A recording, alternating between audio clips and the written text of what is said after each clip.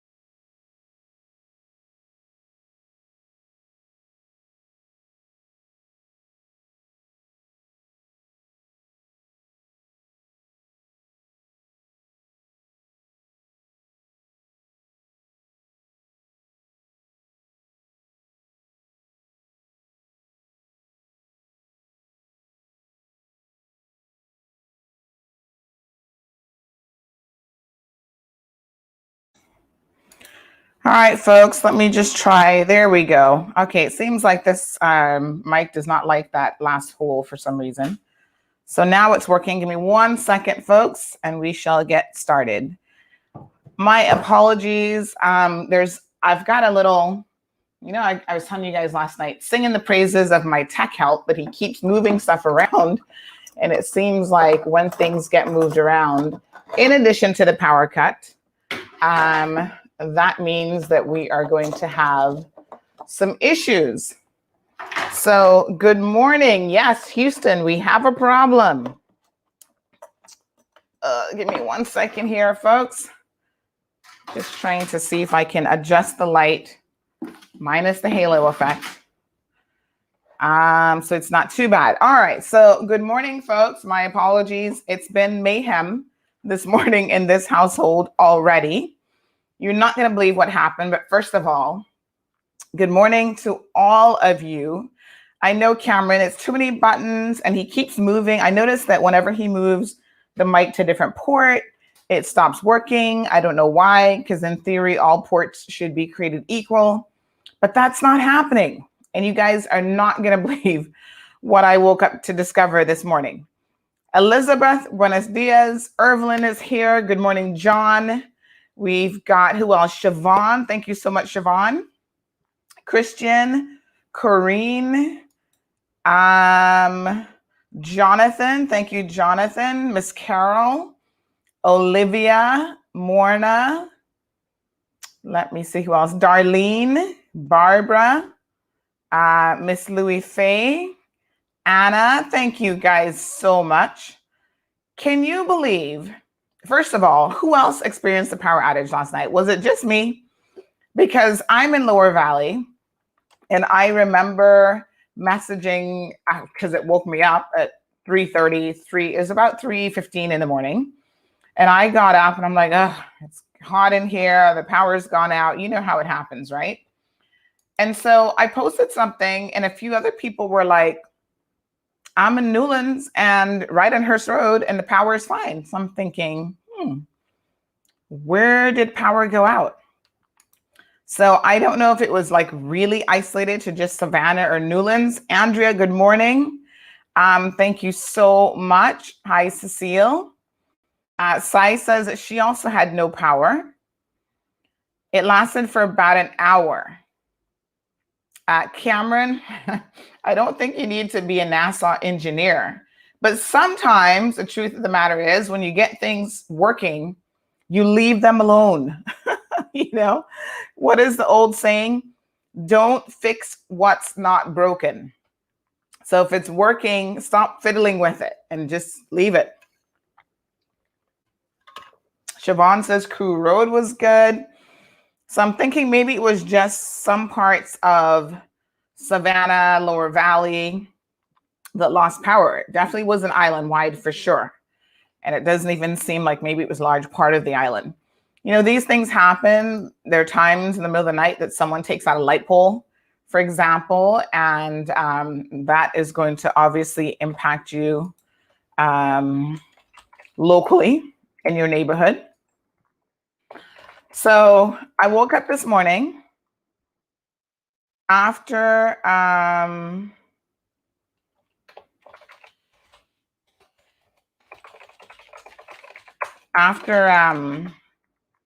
the power outage last night. And you know, when something like that happens, right? You wake up, your sleep is interrupted. You can't get back to sleep right away. And so that causes all sorts of havoc in your life. And then you wake up super tired. The kids are cranky. Everybody's cranky the following morning. And so that's how we started our day around here. And then on top of that, do you guys remember the snake I told you about on Monday that somebody around here thought was a good idea to pick up and bring inside my house and put in the fishbowl? Well, the top wasn't completely open, but there was enough space in there for the snake to get air. And I said, wow, that's a lot of space for that snake to crawl out. And guess what? So said, so done. So here we are Wednesday morning, folks, and we now have a snake on the loose in my house, inside of this house. So I don't know where the heck the snake is. I am very apprehensive, I must admit. I am afraid of snakes. I do not like snakes. And snakes as they are can crawl in any direction and crawl in anything. So I need some suggestions. Thank you, Jake. Do I call a pest control? Do they know how to find a snake that's loose in a house? That snake could be anywhere, folks. And there's a lot of square footage here for the snake to get into crevices. I mean, it was on the kitchen counter. So the kitchen alone, when I look at the cupboards, I'm just like, OMG. Oh. So now I don't know what to do. Do you just wait until the snake makes an appearance? Chances are the poor snake is now going to die because, he doesn't have any food inside my house. What's he going to eat? What does a snake eat? A snake needs other critters that also are not going to be in my house. So it was time to call the exterminator anyway. So I will be calling the pest control people today and saying, it was that time to come out and service the place. So while you're here, do you just look for the snake at the same time? It was a baby snake. It wasn't that big. It was maybe like that long, I think. But he was obviously a baby. No, Cameron, you do not want to see my reaction. You do not want to hear my reaction, because I can tell you that what is going to happen is it's going to be bloody murder. I'm going to be screaming down the entire place. So Karen says they like to hide in dark, dense places. Well, Lord, that could be anywhere in the kitchen. There's so many dark places. Siobhan, trust me, I am not, and knowing my luck, I'm going to be sitting here at my desk. I shouldn't even say this because I put my mouth on myself. And it's actually going to happen. Just like I said, the snake is going to get out. Here we are 2 days later, and the snake has gone about his business. It was probably the power outage, and the snake was like, I'm out of here. What kind of show are you guys running in the Cayman Islands? I can't even get a little bit of light in the night. So he probably got up in the middle of the night and said, I'm dusted. I'm done. Out. I don't know, folks. I mean, it's just so crazy. I completely understand. Oh, Jonathan says maybe it went down the sink. The problem with that, Jonathan, is all of our sinks, especially we have 2 in the kitchen. Actually, there's 3 potential holes in the kitchen. There's like the double sink, and then there's another one on the island. We keep the little strainer in there because we don't want anything coming up the other way. And I swear to you, I know that we live in the tropics, right?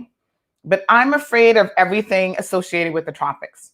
So, roaches are at the top of my list. A roach and I are not friends.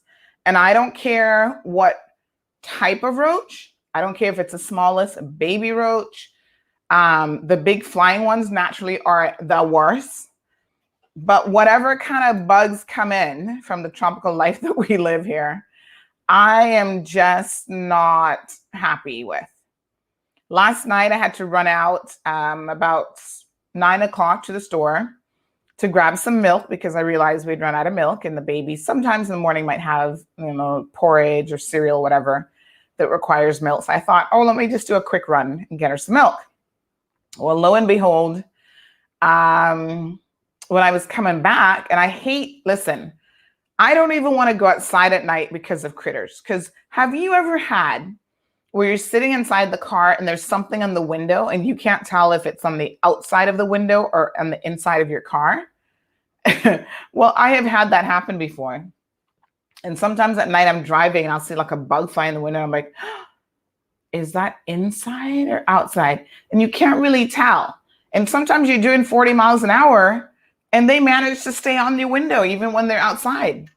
Frogs are pretty good at sticking on, Listen, I've gone through the passenger side, like crawled over because there's a frog over by my window on the driver's side. I remember some years ago when they were actually constructing the Ritz-Carlton, they were, I think, almost done with it. I was driving by and I had a totally different car back then, obviously. And I saw from my rear view mirror a frog. And I'm looking at it going, is that frog inside the car? Or is that frog outside the car? I couldn't tell until I heard it drop. And I was like, oh, hell no. That drop was a little too much of a thud to not be inside my car. Like, I could really hear it. And let me tell you something. There's a drop off right by the Ritz. And I think they may have heightened it a little bit so it's not as bad. And all the construction guys are like parked on the side. I barely came to complete stop, pulled up the handbrake and jumped out of the car. And a couple of the guys came running over because they were like, oh, you know, something is obviously wrong. And I was like, I need you to help me. There's a frog inside my car. And I just heard him drop in the trunk area. So thankfully, they were very, very good about it. Sometimes I've stopped and I've asked guys to help me. And they look at me and they're like, Miss, I'm as afraid of the frog as you are. And I'm thinking, what? You're not supposed to. Oh my gosh. I'm like, you're not supposed to be afraid of the frog. Oh my gosh, Sue, don't get me started about those. We actually have one of those in the house right now as well. The little geckos. We had two and I told the helper about it. Apparently she's afraid of them as well. She only comes once a week. And so she did find one about a week ago in the bathroom. Because that little sucker, every time I'd open the cupboard in the bathroom, there he was. If my husband came and opened it, oh, he doesn't see him. I'm like, what is wrong? Seriously, I think this thing is just trying to torture me. Anyway, so Chocolate the snake, that's what my daughter named him. He's not the kind of chocolate that I want to be engaging with. He is on the loose today. And Louis was asking what kind of snake. You know what? I think he's just a common like brown snake or whatever we call them, right? But Trisha, this is what I was going to tell you. Last night when I was coming back inside from the grocery store, I saw two, not one, but two large spiders on the outside of the house. One was right by the door, like down by the base. And then the other one was like in the driveway. But I was like, oh my Lord, is it like spider season now? I don't know if there's such a thing as spider season, but they were big. And so I remember saying to my husband, please, when you walk the dog, do not let any spiders or anything else in. Like, he knows that I am paranoid beyond. And, you know, no matter how much work you do around the place, you know, trying to keep things neat and tidy where there's no crevices for them to hide, you know, creatures find a way to coexist with us. We just don't want to coexist with them.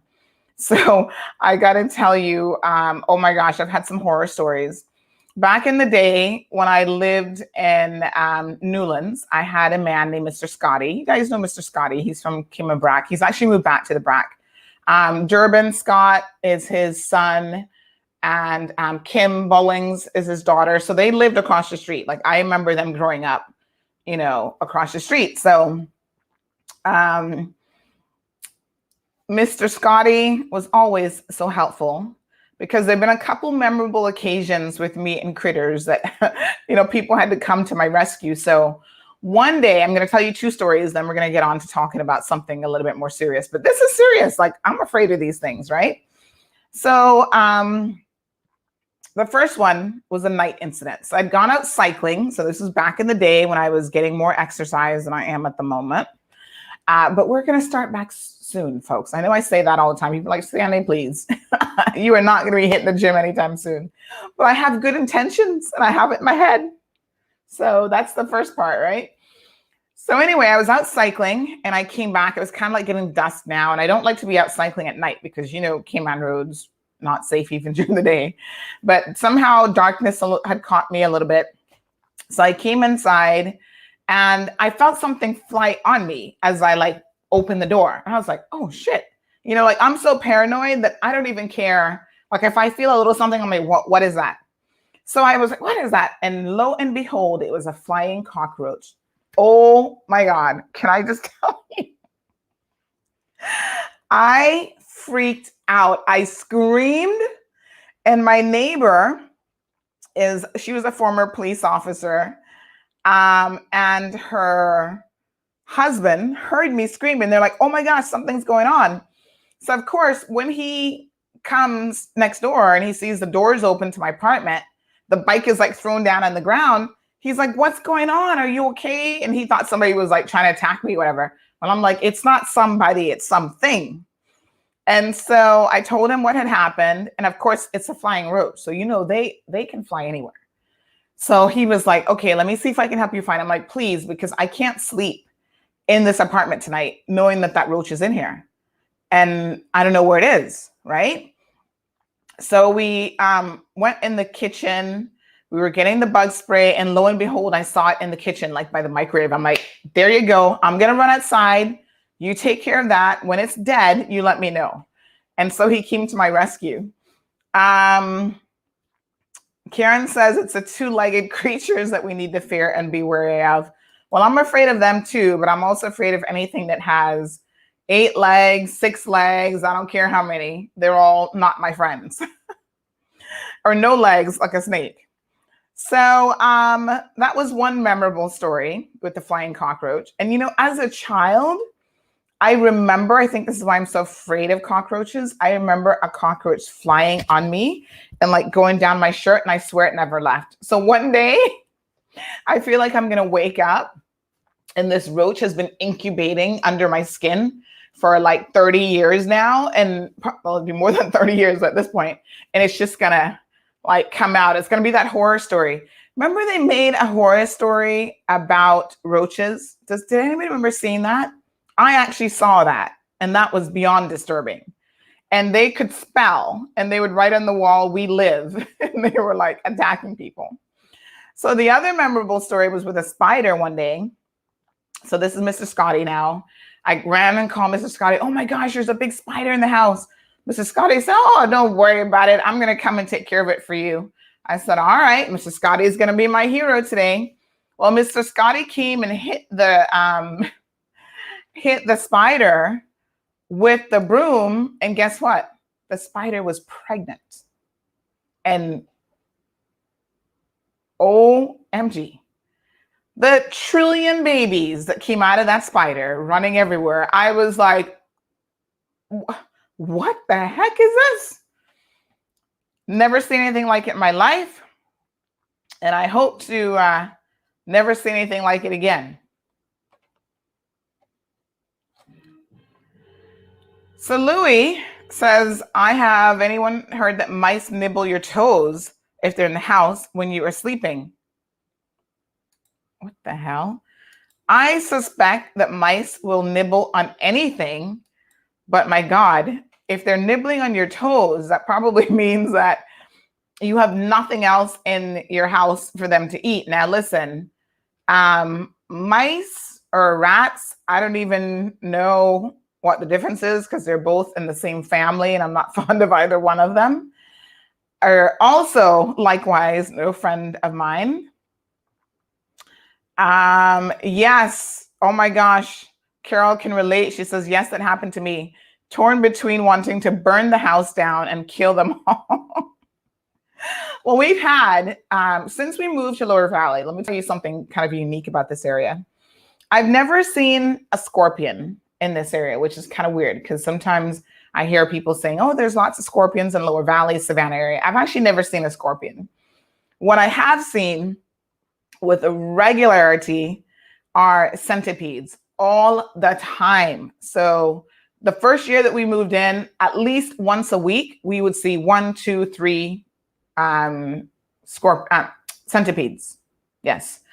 And so one day, about 1.5 years ago, I think it was August of last year, we saw a bunch of baby centipedes. And I'm just like, we've never seen multiples together.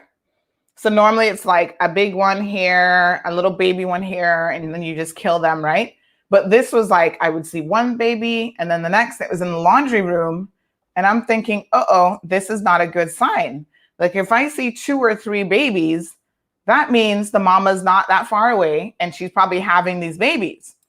Now, mind you, I never thought much about centipedes giving birth, but apparently they give live birth and they have a lot of babies, upwards of like 50.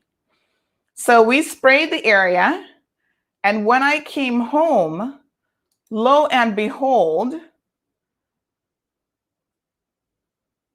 lo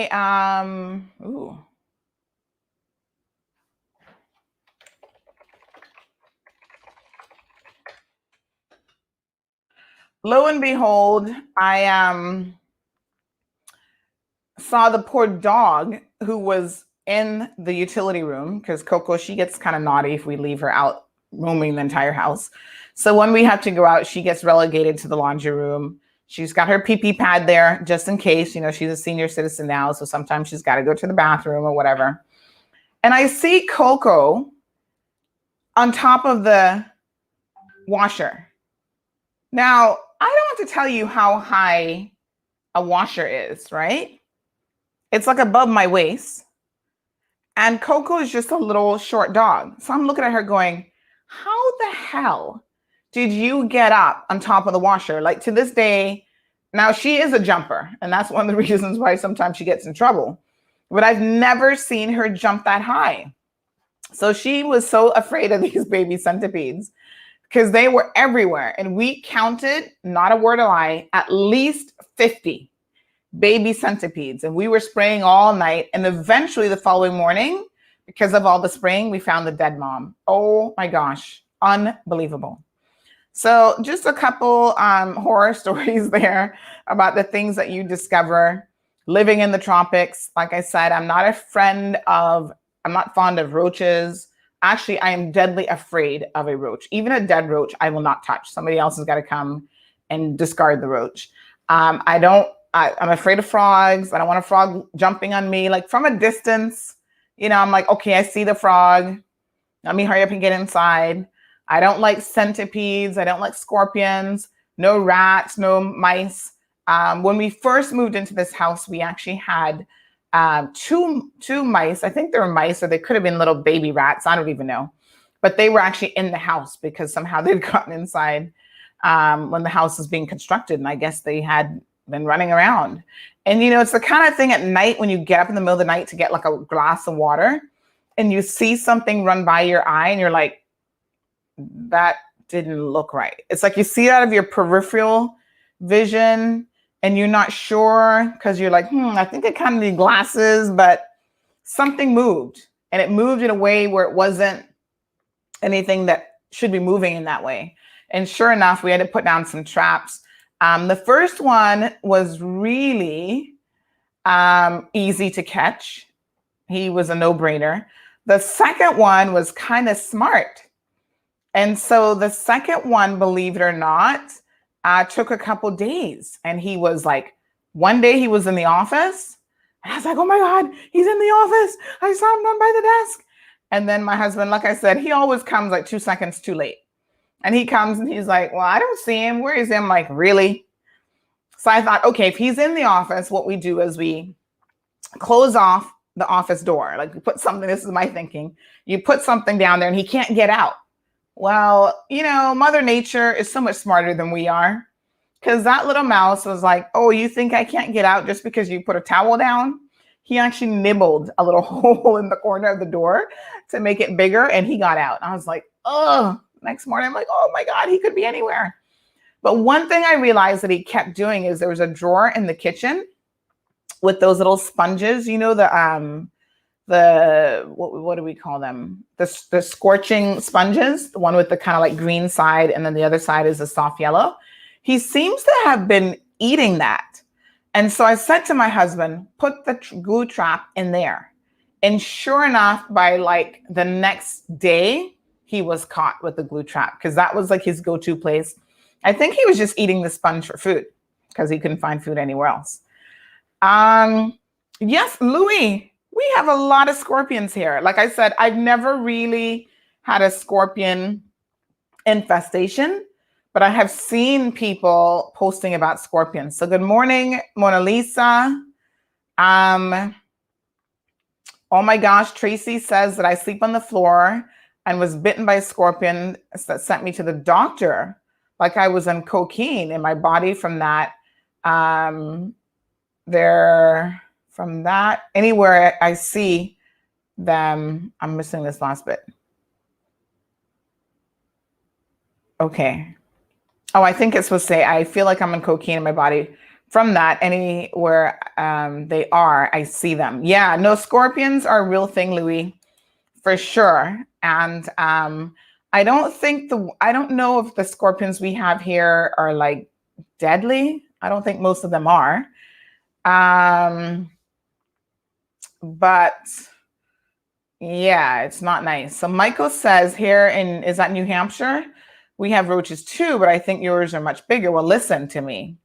I have seen some of those flying ones. They are no joke. And we have attic space. And I think that we had a hole in the attic, like they were finding a way in. And so recently during COVID, I noticed that they were coming down from the attic. And I was like, listen, this is an emergency service. Of course, the authorities would not give us permission to have them sprayed. So I was just like living in fear every day because the attic door is in the hallway and it's close to my office, which is where I spent a lot of time, my home office. And during COVID, I was spending tons of time in the home office. And one night, one of them flew in here and I was like running at the door screaming. I actually have to tell you guys a joke about this. During COVID, I did an evening show, and you never want to be with me because I probably will bust your eardrums from the scream, the piercing scream, right?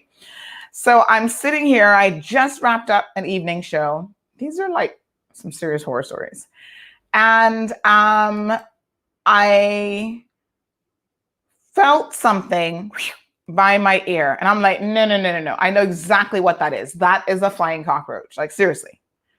And I jumped up. I didn't see him at that point, but I knew that's what it was. There was nothing else. A mosquito doesn't fly by your ear like that. Nothing. So I didn't even wait to look to see where he landed or anything. I just jumped up, ran out, called my husband. There's definitely a roach in the office. And he's like, well, where did you see him? I said, well, I didn't see him, but I heard him. And you know, men, they're like, no, you didn't. And I'm like, yes, I heard this roach. Anyway, he comes in here. Oh, I don't see him. I can't find him. I said, you know what? Just spray. And he started spraying in the office and, trying to find like little crevices, like where he could possibly hide. And my God, he's still like, I can't find him because he knows how I am. Like, you have to find him. You have to kill him or I can't go back in that space.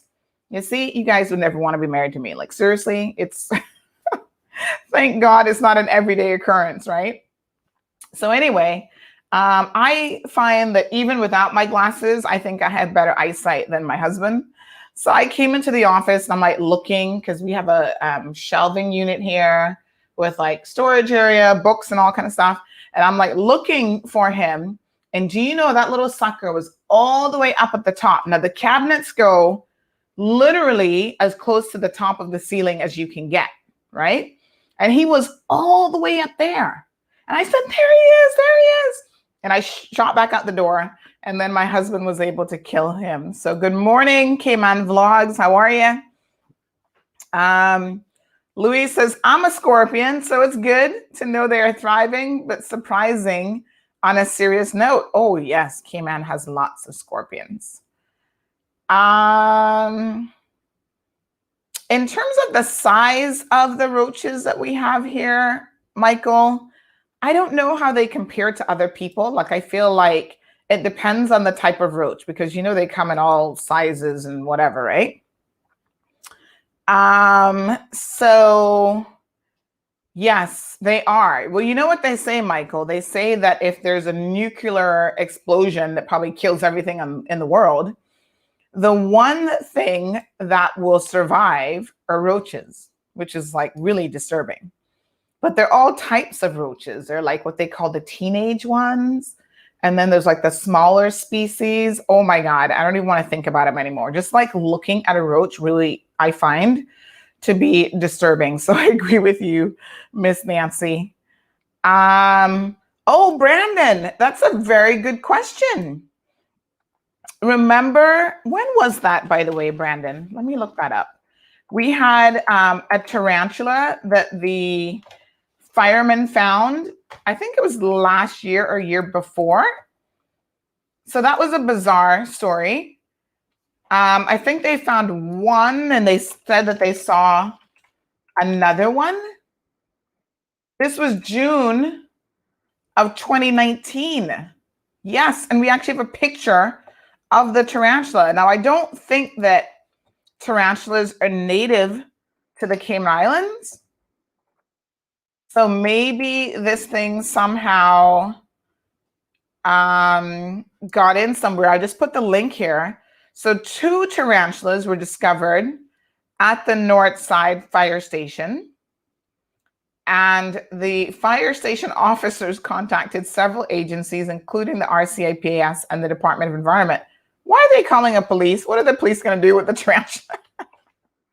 When I read this story, when I got the details of the story initially, I thought it was kind of funny because, I mean, the police can't help you with the tarantula situation. But they eventually found, I'm trying to remember if they found 1 or 2. I'm just trying to read the article here to refresh my memory.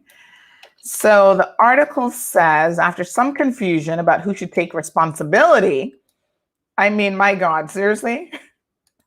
You call the police and they're like, it's not my problem. Call DOA. Yeah, so that's just so bizarre. But they had to figure out who wanted to take responsibility for them. So eventually the Department of Agriculture collected them. And I don't know what they would have done with them, to be honest. At the time, we spoke to some persons who said that we may actually have an indigenous tarantula species here. But, you know, you would hardly see them living amongst the population. Like they'd be in the caves, maybe like in North Side or East End or something like that. So it's not a situation where you would ever really see them. Bizarre. Yes. So thank you for that reminder, because I'd totally forgotten about them, Brandon. But yeah, they're around somewhere. Irvelin, I'm not friends with lizards either. I don't care if it's the common lizard or the big croaking gecko-looking ones. No. But this is why, if you are afraid of these things, ladies, let me give you a word of advice. Find a man who is not, because there's some men who are equally afraid of them. And I can't say that I could possibly blame a man for feeling that way. However, you know, don't marry a man that's afraid of critters if you are, because your life here in the tropics will just not be all that comfortable. And no matter what you do, they find a way of coming in. So Nancy says, just had extra spray by the bug man as scorpions were trying to take over. Wow. And Miss Nancy, you're in the Georgetown area. Is that correct? Louise says that men don't look for anything that's ugly. That's why women are so beautiful. God doesn't make mistakes. Thank you for that, Louis. Oh, Cameron, that would not even be a prank. That would be some serious situations there. So Charles says survival of the fittest. And I agree, Charles. In fact, I am going to outdo the critters, so much so that by every single door in my house, there's a can of spray, just in case. So every room, there's one by the front door, one by the back door. You know, you've got to have bug spray handy, because you never know when you're going to encounter the unwelcomed creatures in your home. So Nancy shares her story of having tarantulas in the house in Nassau when she lived in Nassau. Oh, wow. That's not good. By the way, since we've already killed a little bit of time this morning talking about our critters, we do have Danica who's going to be joining us here shortly on the program to give us an update on what's happening in the region and in the Caribbean. So Karen shares that her sons constantly roll their eyes at me. I tell them, you got to serve a purpose. Yes, that's wonderful that you have sons that that are willing to assist you. And the crazy thing is, Tracy makes a joke and says, arrest them for invasion of privacy. I think my husband is raising a daughter, because we only have the 4-year-old child, who does not appear to be afraid of these things, which I think is good in a way. But it's also like a little bit concerning because like the snake this morning, when she discovered she wanted to see the snake, because every morning now she gets up and the first thing is like, I want to see chocolate. And so my husband had to break the news to her that chocolate has gone slithering off somewhere. And she started crying the most, folks. Oh no, chocolate. Oh my gosh. I was like, oh my gosh, I can't even. I'm like, why? Yeah, I really can't. I can't deal with the chocolate situation, right? So believe me, she has no fear at her age, which is probably a good thing. And I'm hoping that she doesn't really pick up. The only thing that we warned her about are centipedes, because obviously they can sting. Like I said, I've never seen a scorpion around here yet. But she knows that if she sees a centipede, she needs to call mommy or daddy and we'll take care of it. And they can get pretty big. So Cayman Vlog says, couldn't they just catch them and put them into a jar and later contact the Department of Environment? Well, yes, I think that's what they did. Let me see if I can actually pull up the photo here of the snake, but no, of the tarantula, sorry. They did, but I think what ended up happening is they just didn't know what to do with it. And so they contacted the authorities like, okay, what do we do with this? Maybe you don't kill it because, it's a living creature. And, despite how much we don't like these creatures, with the exception of roaches, I think most of these creatures serve some sort of purpose in the food chain. So they themselves will eat other insects and bugs to help keep the population down. I don't know about rats though. Like, I don't feel like rats and roaches serve any purpose really, except to spread disease and infect, other people with their stuff. So, I want to, at this point, say hats off to, let me just get the correct name of this group. Here's a tarantula while I'm looking this up. This is what he looked like. He or she, I don't know. This is what the tarantula looked like. And so, yep, that was a little bit of a scary encounter. Big shout out to Alric. And let me just get the name of the nonprofit that he works with. It's an environmental group. I feel like they're very young people and they're very much concerned about the environment. So they go out on a regular basis and they try to clean up the environment. And it's amazing how we as human beings are doing such a number. Let me show you some of these pictures because this is shocking. Look at this garbage. I mean, this is disgusting. And it's garbage like this that is polluting our beautiful country. And it's all over. I don't feel like there's any district that, Nancy says that she loves lizards. Oh, well, Nancy, come on over and help me find the one that's still lurking between the kitchen and the utility room.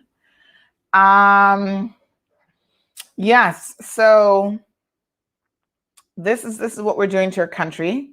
This is debris that, these groups are encountering on their walks. I mean, they go out on the weekend. They did a cleanup on Saturday and Sunday of this past weekend. Mr. Lindsay participated. The name of the group is, oh gosh, give me 1 second. Let me just get their names. Oh my goodness. I know part of the name, but I know there's a full name, so I don't want to get wrong. So it is Protect Our Future, Plastic Free Cayman. And Kathy Childs of the National Trust, they were out along with Alric this weekend trying to clean up some of our country because, you know, this unfortunately is what our country is looking like. We are discarding all sorts of things. Look at this garbage that was collected over the weekend in the wrong way. You know, the landfill is already a hot mess. And speaking of the landfill, did you guys see the news that the DART group, who's going to be in charge of the new landfill project and recycling project, they won the bid for that. They have actually now signed some sort of agreement to really kind of get the process started, and they are moving forward. So here's more debris. And they actually this weekend were in 2 areas. So they were in Bodden Town along Moon Bay and Everglow Beach in that vicinity. And on Sunday, they then went to North Side. So this is our beautiful island. Mr. Lindsay did say that it's obvious that some, not all, of this debris is being washed up from other places. And I suspect during storms, especially, that will happen. But a lot of that is our trash. And I have seen lots of places, like you can go out in East End. You don't even have to go as far East End. Even right here in Newlands, there's certain areas that are kind of like, you know, little abandoned areas or whatever. Not abandoned, but, you know, they're a little further out of the way. And you will see where people will throw down old refrigerators, they abandon old cars, all sorts of stuff. I'm thinking there has to be a better way of managing our discarded items. You know, we really need to have a conversation about the impact that these things are having on our environment. And I must say that one of the things that we certainly can do, that's right, Cameron, we are big time litter bugs. And a lot of people want to say, oh no, that's not Caymanians. You know, those are people that we've imported in. Well, I can tell you for a fact, those are Caymanians. I'm not saying that people that we've imported in are not contributing to the problem, because everybody's got garbage, but Caymanians kind of have this way of thinking, out of sight, out of mind. And so if they don't see it, you know, if it's not in their front yard, then they're not particularly worried about it. So they'll go up the block where there's like an empty lot or whatever, and just discard their debris, their trash, whatever they don't want.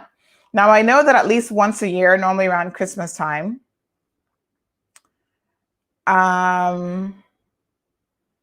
there is a bulk cleanup project that goes on every year, where the government allows you to put your larger items by the roadside, and they've got kind of designated roadside drop-off areas, and then they will pick those up. But the derelict vehicle situation is completely out of control, and it's an issue that, you know, is of grave concern. So I know Alric expressed on Sunday that we really need to try to get this situation under control. And one of the things, unfortunately, that we're going to have to do is greater enforcement. Educating people about how not to make everything garbage. But, you know, sometimes you have something that breaks, that doesn't work, and you just don't know what to do with it. You don't know how to dispose of it properly. And so I think that there has to be some education on disposing, even like electronics and stuff like that. If a TV no longer works, you know, we live in an era now where it is cheaper to go buy a new TV than to try to find somebody who might know how to fix your TV, to source parts that don't even exist, and then try to repair it. So most of us go out to the store, buy another TV, and just chuck the old one. I was watching something the other day on TV about Amazon and about how Amazon actually, what they do with your returned items. It was like a whole expose. And I think it was Amazon Canada, to be fair, I believe. But what happens to the items that you return? And believe it or not, a large number of those items end up in landfills. And Amazon does a bit of a sort of economic assessment, and you bought that bag for 25, 30 bucks or whatever, it is cheaper for Amazon to put that bag in the landfill and throw it away than to try to repackage it and resell it, which to me is shocking. I was like, what? Especially if there's nothing wrong with it, or it could just be something very cosmetic, or maybe they sent you the wrong color or whatever. It is going to end up in the landfill. And so this is creating an even bigger problem. And there's a guy who evidently goes around purchasing like Amazon. He makes bids on pallets of Amazon stuff. And when he goes through the pallet, normally it's like, it depends, I guess, on what it is. But a lot of the items do really need to be discarded. They're of no use. But there's still like maybe 30, 40, or even 50% of the stuff that's on those pallets that he can resell. And people will buy it because it's perfectly, there's really nothing wrong with it. Or it might have a little dent or whatever. So you knock off a few dollars for cosmetic damage, but it like works. So that's shocking. And when I was watching that, I was like, wow. I'm a big time Amazon consumer. I spend tons of money on Amazon. Everything I order, I'm like, go to Amazon. If they don't have it, it probably doesn't even exist. And so it does make me pause now because, a couple of times I've had to return stuff myself. And so now it does make me pause to go, wow, if I return this item, where is it going to end up? What's going to happen to it? And I always say to people that, one of the, in my mind, one of the sort of overarching concerns when it comes to our impact in the environment, whenever I go to another country, the first thing I look at, and I know this sounds really weird, but the first thing I look at is how they're handling their debris, like their garbage, their environment. Because normally third world countries struggle with trying to keep the place looking good. So you see garbage strewn on the roadside when you're walking. So I've been to like Panama, Honduras, Jamaica. And I must say that Cayman, by and large, although like I said, we do have our issues and we need to get them under control. When you're in sort of bigger, like centralized areas, you don't see a lot of garbage bins overflowing and debris. And, that's causing rats and roaches and all these critters that we were just talking about this morning to be all over the place. And I don't, compared to other countries, it's not as bad, but we don't want it to get there before we say, oh, we've got a problem. So we clearly have a problem. We have no proper recycling in place. And, DART has now said that they're going to take over that part of, we've done a trade basically with 7 Mile Beach and the whole 9 yards. And DART is going to take over our waste management. So that's what that's a nice fancy word for it. But can I tell you guys something? We're going to have a conversation on this because waste management isn't as simple as you think. There's a whole dialogue around the fact that, what we do with our waste management is we send it to some other country for them to deal with it. That's what rich countries do. So that's what the US does.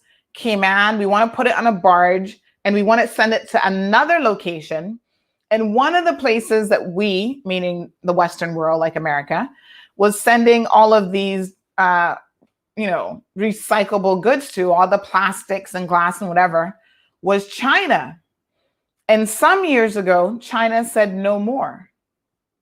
And you've got to hear this story. It's a fascinating, maybe we'll talk a little bit about this tomorrow because it is fascinating what actually happens to your trash, what actually happens to your garbage.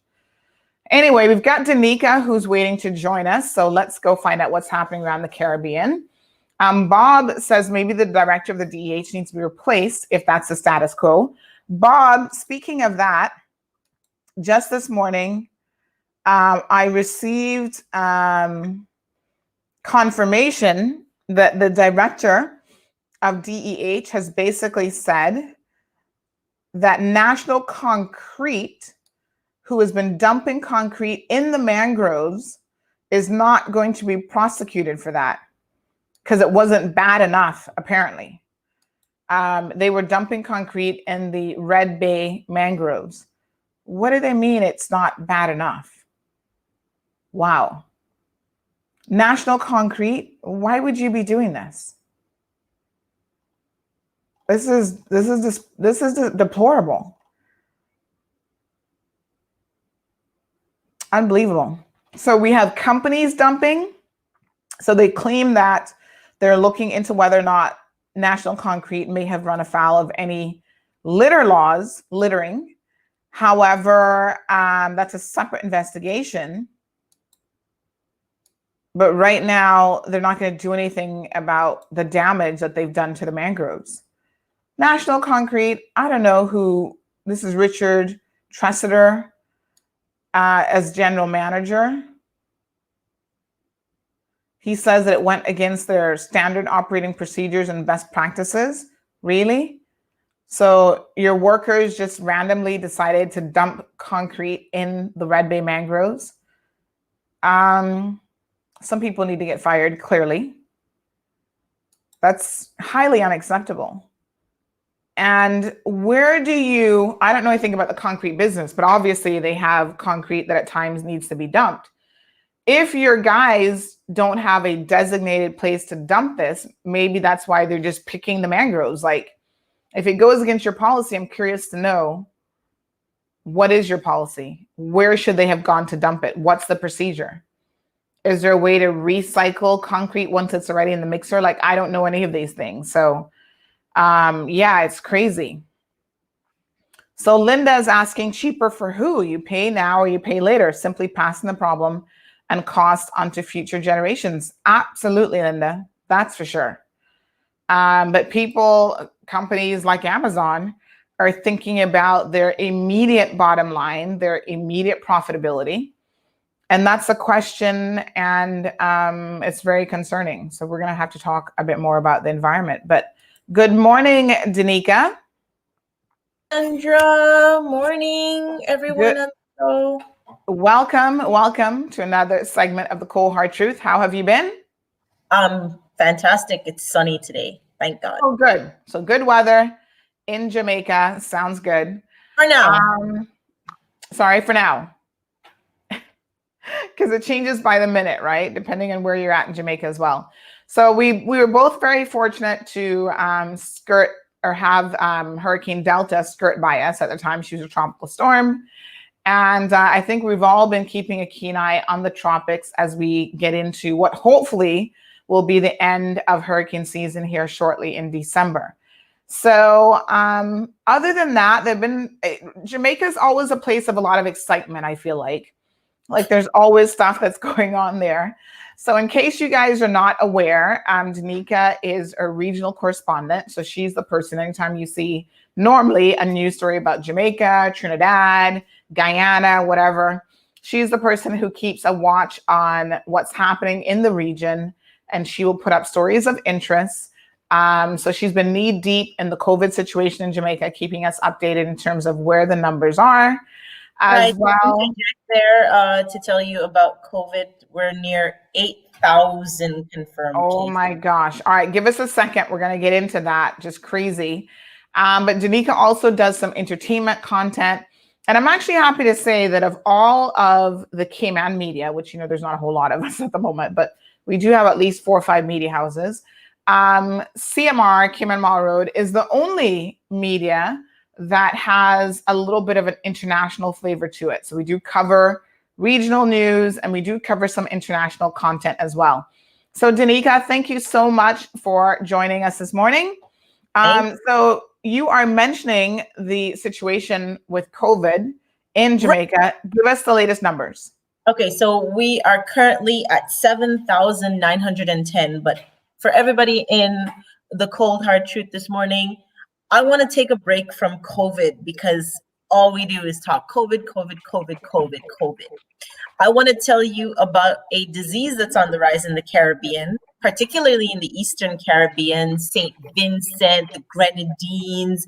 You have a couple cases of it in St. Lucia. A couple years ago, Cayman was big on reducing mosquito, the Aedes aegypti mosquito. Now, guess what, guys? Dengue, dengue, dengue, dengue. There have been a lot of dengue deaths. Wow. One of the reasons why we're missing it is because a lot of the media coverage is on COVID-19. When we forget that a lot of our region is plagued by the problem of mosquitoes, and they still kill a lot of people. I won't say more than COVID, obviously, because of what we're experiencing right now. But when we think in terms of with the exclusion or the exception of 2020, mosquitoes have killed a lot of people in our region. And just of late, we've been seeing that a 13-year-old girl has died in St. Vincent and the Grenadines from dengue. In St. Lucia, we've seen a rise in dengue deaths as well.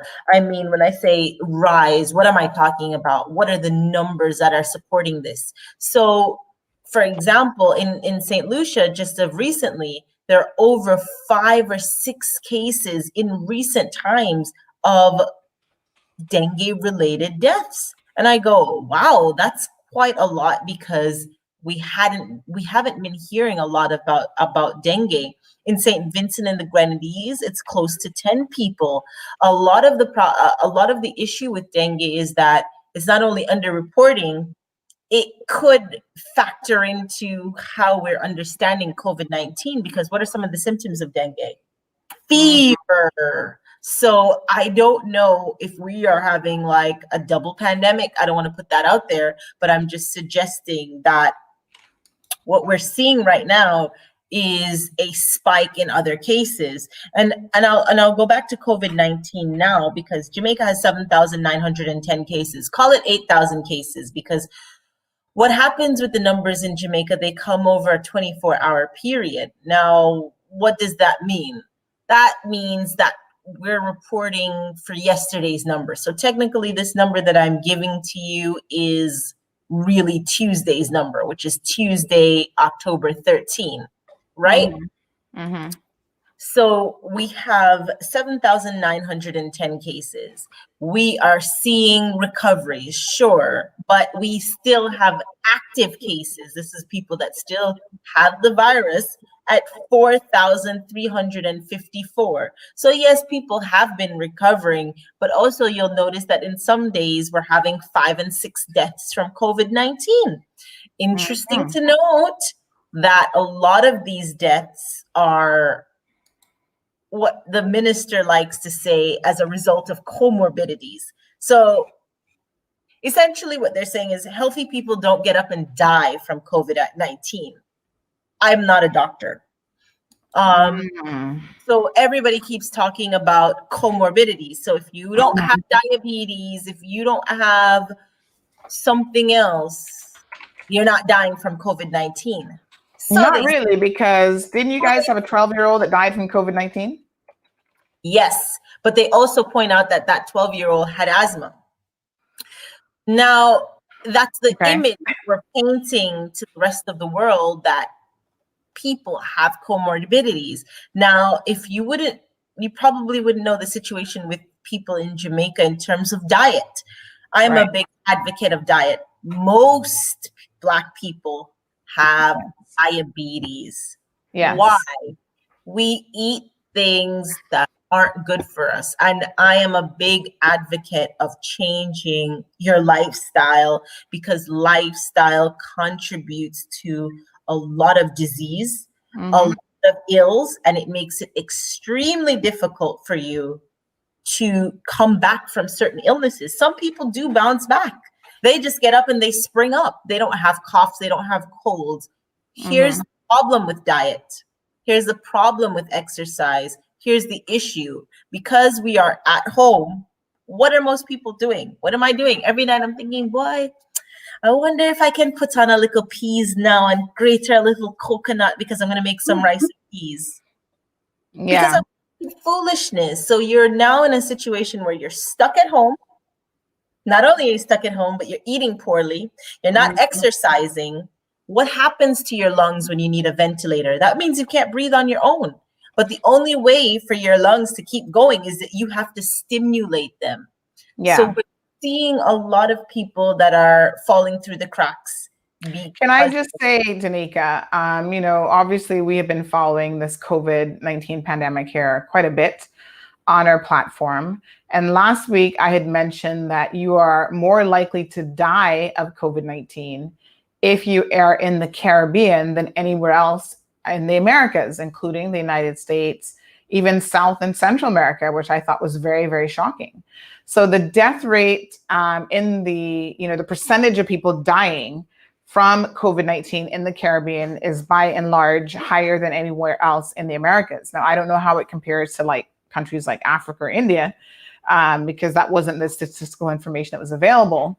But you're right that the persons who are most at risk are the individuals who have underlying health conditions that sometimes they don't even know anything about. And it doesn't mean just because you don't have an underlying health condition that COVID is not going to wreak havoc on you. And in fact, just yesterday, was yesterday morning or last night on the program, we were talking about something now that they've discovered with COVID, which is something that's being called brain fog, which is similar to dementia. It's a series of things, everything from like memory loss to, one lady can't even remember what her car looks like. And she is otherwise a healthy COVID survivor. So they're still learning all sorts of really interesting things about how the coronavirus impacts an individual after they've had it. And there appears now that there will be long-term effects, even for the so-called healthy, that may survive COVID-19. Very few are recovering to what they were like before they had COVID-19, which is really interesting because now you have someone who may have gone through, having a bout of COVID-19, survive that ordeal, but now they are compromised. So heaven forbid they get reinfected again. They're now one of the persons. Sandra, did you ever have Chick V? No, I've never had anything like that. Okay, everybody in Jamaica had, well, let me say that's a gross generalization, but I'll say 80% of the population, almost everybody here had chikungunya. Now, Chick V, I had it. Basically, what happens to you is that you get fever, you get a rash, you sleep for about 3 or 4 days, and the only thing that they can give you to treat this thing is Panadol or Cetamol. I don't know what the equivalent would be in the Cayman Islands, but I'm sure you guys know what I'm talking about. When you have chikungunya, a lot of people had issues long after the disease had left their body. What's the usual diseases that they complain about?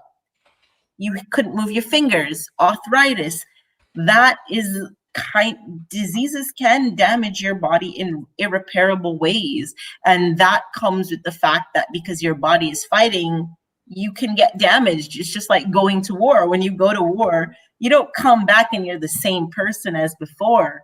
That's not how it works. You will suffer, whether it's psychologically, physically, something will happen to you. Does that mean that you can't go on to make a good recovery? Yes, but good is going to look different on an individual basis. What I'm saying about COVID-19 is that a lot of people in Jamaica weren't healthy to begin with. And that has nothing to do with necessarily making them more susceptible to catching the virus. It just makes it so much more difficult because we don't have very balanced diets. We don't have a system or a constitution that can stand up to certain things because we're not eating well enough, we're not exercising, and we don't encourage people other than when they're sick to now eat well, to now exercise. Usually people who are already diabetic then get told the advice that they should eat well, and I'm going to give you a personal brush with COVID-19. So I've been talking a lot on my Facebook couple weeks ago, I had my own midlife crisis meltdown. You recommended me to go and see a doctor by the name of Dr. Abrahams. Now, I went to see this doctor for the first time in my life. I've always heard of him. I thought, of all the doctors you don't want is a comedian doctor, because nothing's really funny when you're really having a hard day. You could lose your, I was losing my marbles. Yeah. I sat in the doctor's office, and sitting there, every second person came in. I'm here to see Dr. Jackson. One lady, she's like, I must see him now, So she's carrying on. So I was like, who is this Dr. Jackson? Who is Dr. Jackson? Anyways, I see a little man. He pushes out, short, has a big belly.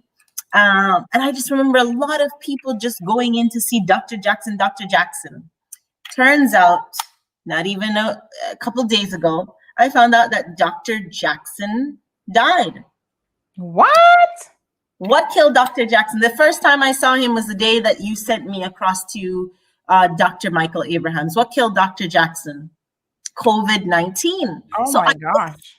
Yes, I posted on my Facebook how sad I was that, I was there complaining about what could be considered minor issues, because, people are really dropping down and losing their life. And at least I have life, and I have an opportunity to correct whatever my issues are. And this man has died, and I felt really bad. Anyways, lo and behold, when I write things on Facebook, people usually attack me. They usually come for me. You have still the people that believe that coronavirus doesn't exist. The people that make reference to how Donald Trump talks about COVID-19, who, by the way, according to reports, has recovered.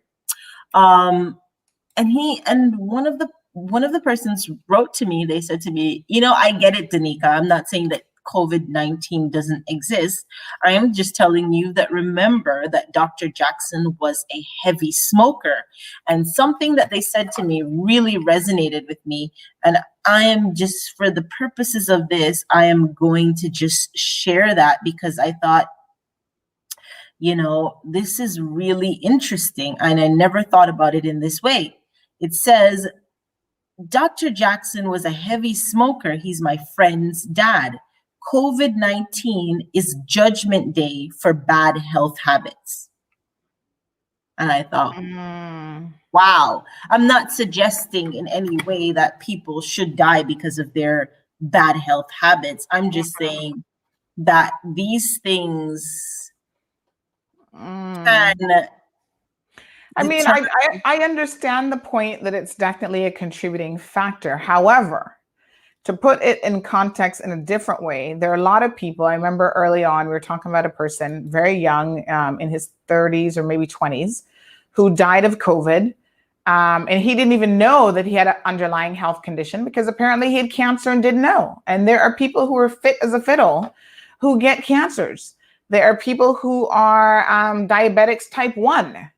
There are people who have high blood pressure that's attached to genetics and not necessarily lifestyle.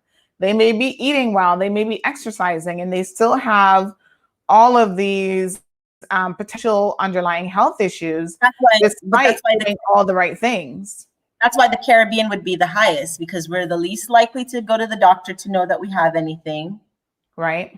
We tend not to eat the best. I can speak from experience. I grew up in a household where rice and peas and chicken is considered healthy. That meal has very limited nutrition to it. That's just a fact. It's a cultural way in which we persist. If you go to Jamaica, if you came to Jamaica a couple months ago, we had a special at KFC called Some Foolishness Tuesday, and you couldn't get home. Now, I live in the center of Kingston. That's what it was called? Some Foolishness Tuesday? No, I'm just calling it that. I was like, what kind of marketing is that? Okay, you're just saying it was called Some Foolishness. Okay. So it was a Tuesday special. It's where you could get 9 pieces of chicken for like $100 a piece. So $100 is less than $1 US. So it drove the city completely mad. When I say mad, I mean every intersection in Kingston was jammed So Trying to they get had them to to KFC. Wow. so they had to discontinue it. This was the reason why Jamaica had to discontinue it, because It was too popular. it created traffic nightmares. Oh wow. I mean, I don't know if KFC is that popular in Cayman. No, it's not. I guess it's people eat it, but it's not a thing like it is in Jamaica. Like, I don't know what it is about KFC in Jamaica, but all Jamaicans swear that the KFC That there it's has great. the best chicken in the world. And it's like a big thing. It's not quite that here. Now, 75,000 more Americans died from COVID-19 pandemic than was previously reported. This is according to USA Today. This went up on yesterday. So there's still deaths that they are linking to COVID-19 that initially they had not even, had a COVID-19 connection. Now, what is really, really interesting, infections are on the rise around the world. Deaths are obviously on the rise around the world. What is Jamaica's response? I know that they've reopened their borders to tourism. Has there been any additional restrictions lately that we're not aware of? Not really. We're still under curfew, which means that you have to be in your home by 8:00. To what extent are people following this curfew? Don't know. To what extent are people following anything in Jamaica? Don't know. Because, and I'll say this here, and maybe some of your viewers, you can hop in the comments and tell me if you heard about it. Many of the elites are keeping parties every weekend. The number one centers of COVID-19 in Jamaica are among the very rich. Because guess what? They have houses that they can hide and keep parties, and you can spend the night. There was a boat party, won't call no names, where a ton of people got COVID-19 right before the election. And this created a whole problem in Jamaica, where even the minister came out and hinted that one of the centers of COVID-19 in Jamaica was Upper St. Andrew. This is where the majority of Jamaica's wealthy live, who are, I would say, not the primary amount of people that are breaching COVID-19. This is the primary amount of people that we can pinpoint to where the spread has been happening from. Because yes, in the garrisons in Jamaica or the lower income areas, they're having parties, but you usually hear about them and you can at least trace them. In the upper echelon of society, nobody knows who was at the party. You can only hear that this person might have been there, and that's it. It's what happened with the whole Usain Bolt situation, which personally I was really upset about, because they pointed out Usain Bolt's party, but a lot of people were having parties in that time. And the reason that they were doing that is because we had a bad example from our leaders. Our leaders had an election. They were having a fiasco. They were out on the streets doing whatever they wanted to do, and they made it seem like COVID, as they say in Jamaican colloquial language, COVID na keep again. So people were under the impression that, well, COVID's over. So, and another thing that was disturbing is that they released his health information before he knew that he had tested positive, which to me is a breach of everything in the world. I mean, one news reporter clarified it by saying, well, technically he is the most important person out of Jamaica. I go, he's a private citizen. He doesn't run anymore. What would be the significance of suggesting to the public before he knew, other than getting clicks and views? And I agree. I think clicks and views are important, but I think to some extent, COVID-19 is really opening up the fact that people in Jamaica don't want to get tested because of things like that, because they go, oh, well, I don't want nobody to know my business. That's a big thing for Caribbean people. And this is why we have so much stigma. This is why we have so much misinformation. This is why people are going to witch doctors to treat COVID-19. Every bush doctor right now is making a lot of money because people are coming and they're giving them remedies that, might not be helpful, but because people are afraid to go into the formal system. Is it really a question of people afraid that other people will get to know their business, and that's why they're going to voodoo alternative doctor? Or is there like a level of ignorance involved in dealing with any pandemic, whether it was when AIDS first emerged and people just don't understand it, whether it's Chick V, Zika, and now, we're dealing with COVID. Do you find that people are properly educated? And are they the general persons on the street? Are they listening to what the health professionals are saying? Or are they in a world of their own where they're buying into, all of these theories? They're conspiracy theorists. We've got our own ones right here in the Cayman Islands. Everything is Bill Gates' fault, apparently. It's stigma, Sandra, because when you feel like your information is not private, you don't have a lot of faith in the system. And when I say leadership, I mean, think about the things that Donald Trump has said. People in Jamaica are Trumpians.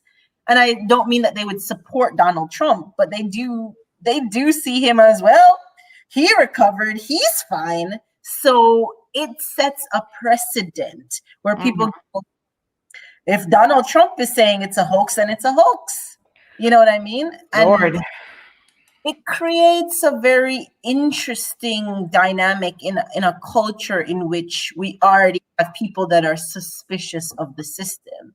A lot of people are not going to the doctor for a cold, let alone COVID-19. A lady told me, I'm not wearing no mask. I need fresh air. And she says, listen, if she said to me that destiny is destiny, she's like, if you're meant to be dead by a bus, a car can't lick you. You have to just wait for your time for the bus to hit you. And I go, I'm sorry. Say that to me again, because that don't make no sense. So say it to me one more time. So she says she believes in destiny. So she says if your destiny is that a bus is supposed to lick you or hit you, yes, a car can't hit you. So a car could hit you 100 times. You won't die. You have to just wait for the bus that's going to come and hit you. Woo! So that's taking stupidity to a whole new level. Her perspective is that, your destiny is your destiny. Right. So she says to me, I am 76 years old. If COVID come to kill me, well, COVID come to kill me. She says that there is no reason she will never go up to the university hospital or the Kingston Public Hospital. And she has reason to be suspicious of the system. She had a brother that went into one of these hospitals to remove, let's say, his right leg. And because we have a lot of doctors that don't speak English, they come across from Cuba. Apparently, whatever leg they were supposed to cut off, they cut off the wrong leg and had to cut off the other leg, and he ended up with no leg. So oh my gosh. You have people that do have experiences. But why I bring up leadership is because a lot of people are looking at Donald Trump and saying Donald Trump recovered.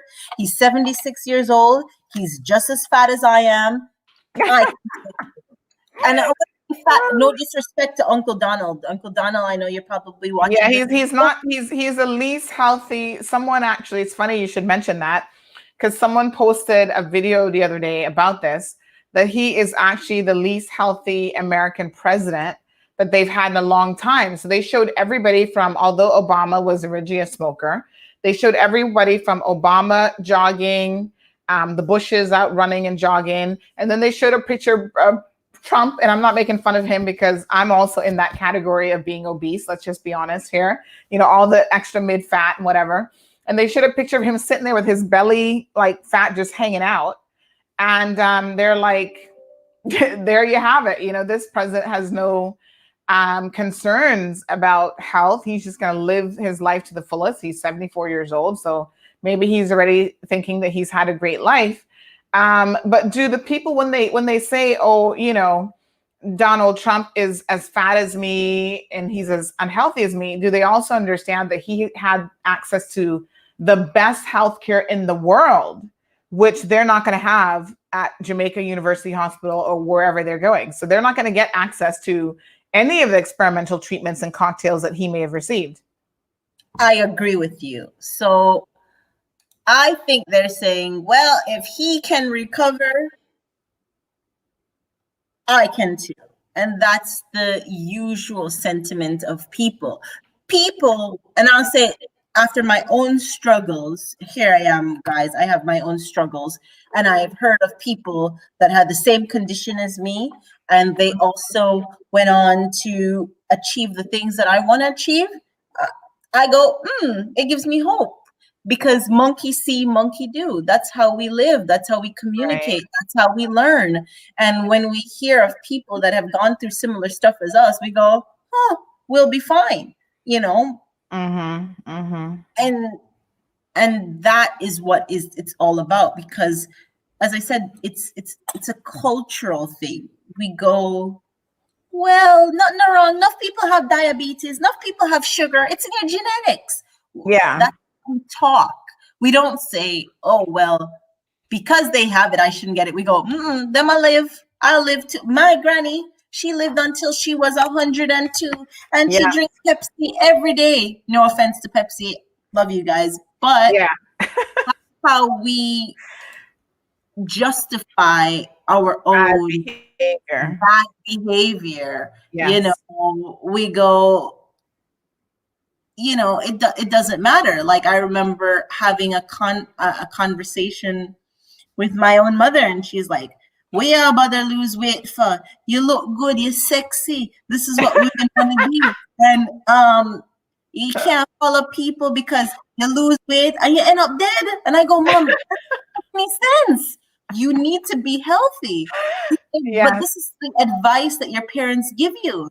They tell you, listen, your granny, she did sit up just like you, and never wrong with her. She fine husband. It doesn't always work.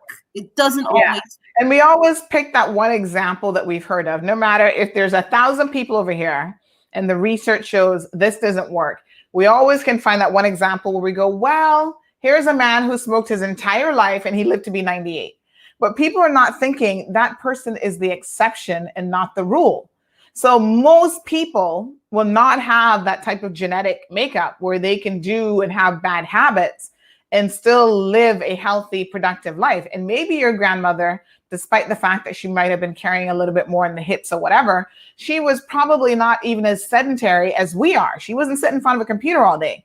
She was up walking, 50 miles back and forth from work and up and down the hills and whatever. And she was hungry. That's another thing. She wasn't eating no bread. Meat was a once a week occasion in Jamaica. Right. People who are of that generation can tell you they never get up every day eating oxtail, curd, goat, stew, beef, this, that. Now it's every day for us. For our ancestors, they had those things on a Sunday. That's why Sunday dinners were special, because that's the only time they had meat. My grandmother, one is still alive. She'll even tell me, I don't eat meat every day. I eat meat once a week because that's what her stomach can tolerate. So we are also looking at our parents, but not realizing that they lived in a much different time than us. But I focused a lot on health this morning, but I really want to get through some other stuff that are happening in the region. So yes, COVID-19 is happening. Jamaica's at 8,000 almost. Just call it 8,000. I mean, every day it's 95 new cases. So we're at 7,910. Chances are by later on, you'll hear that it's at 8,100 and something, based on the way that we're going. What is the real implications of COVID-19? Nobody's talking about this. The economy, that's where it's at. The economy is falling to bits. Every day they have sales on the US dollar because they're trying to intervene. Because if they don't intervene, the dollar could get as high as maybe 200 to 1. Right now, the Jamaican dollar is at about 146 to 1 US dollar. That's a big thing. We're also seeing that the IMF is talking about, you poorer countries might not get debt relief. Jamaica just came out of an IMF agreement. How convenient that COVID-19 shows up and kills all of the economic progress we've made. The net international reserves, still can't get an accurate figure on that, but we do know that we still have reserves. St. Lucia recently came out and said, listen, this thing is breaking our pockets. It's really killing these economies that have relied exclusively on tourism. So yes, many people might die with COVID-19, but the rest of us may go hungry, and that's a real possibility. Jamaica, to its credit, is slowly trying to diversify the economy. How quickly we can do that, let's see. We're not really good at change. We're not people that are receptive to change. We don't go, we bicker, we badmouth, and then we What get part of tourism, how much of tourism is the GDP for Jamaica? Do you know that by any chance? I would say at least a good 30% of GDP is attributed to tourism, but let me look that up. I know for Cayman it's 30%. We rely heavily on financial services, but we did an article some months ago where basically some Caribbean islands like Bahamas, upwards of 80% of their GDP is actually tourism related. So it's 34%. That's what they're here saying. That's from the Statistics Commission. I would say I would rubbish that statistic, and I would say it's much higher. Why? So for people in Cayman that used to live in Jamaica, you know what happens when you're hungry, right? You go to the store, no money, no run. You know it go. You buy chicken back. Now, chicken back has always traditionally, I don't even know if they sell this in the Cayman Islands. For the viewers that probably don't know what chicken back is, it's exactly what it sounds like. It's just the back of the chicken. That's what they sell because it's cheap and it's mostly bone. It's usually less than chicken per pound. People would buy this. At the beginning of COVID-19, when there were all sorts of restrictions and logistical problems, what we started to realize is that the price of chicken back almost got on par with chicken. When people started doing investigations as to why this was occurring, it's because the local producers of chicken actually now had an increased need to produce chicken back because people couldn't afford chicken meat. So, supply and demand, more people were wanting chicken back rather than chicken. Farmers were complaining, not farmers, rearers were complaining because they were saying, we can't keep up with the demand, because if you don't know, we have an economy that relies heavily on US products and goods. So if the US is now saying, we need this magic that the Jamaicans have been eating all this time, that means we don't get enough. It's not as cheap. So now that chicken back is not as cheap, we've realized that there is a issue within our economy, not just logistically, but production-wise. So we're realizing that the market for chicken has skyrocketed like this. Jamaica broilers, all of them are fumbling at the mouth, trying to figure out ways in which they can get more production, because people rely on, like, we have stewed chicken in the morning, fried chicken at lunch, and chicken something at night. We will fly soon. Chickens don't fly, but we will. So we're seeing that a lot of the economy is now local consumption, and we're realizing that without imports, our production is not strong enough to supply the local market. With farmers, the same thing.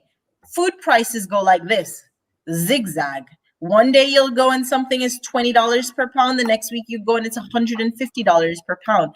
Jamaica, maybe not so much a heavy production problem, but a logistic problem and just an economy that has no structure to it. And that is the biggest killer.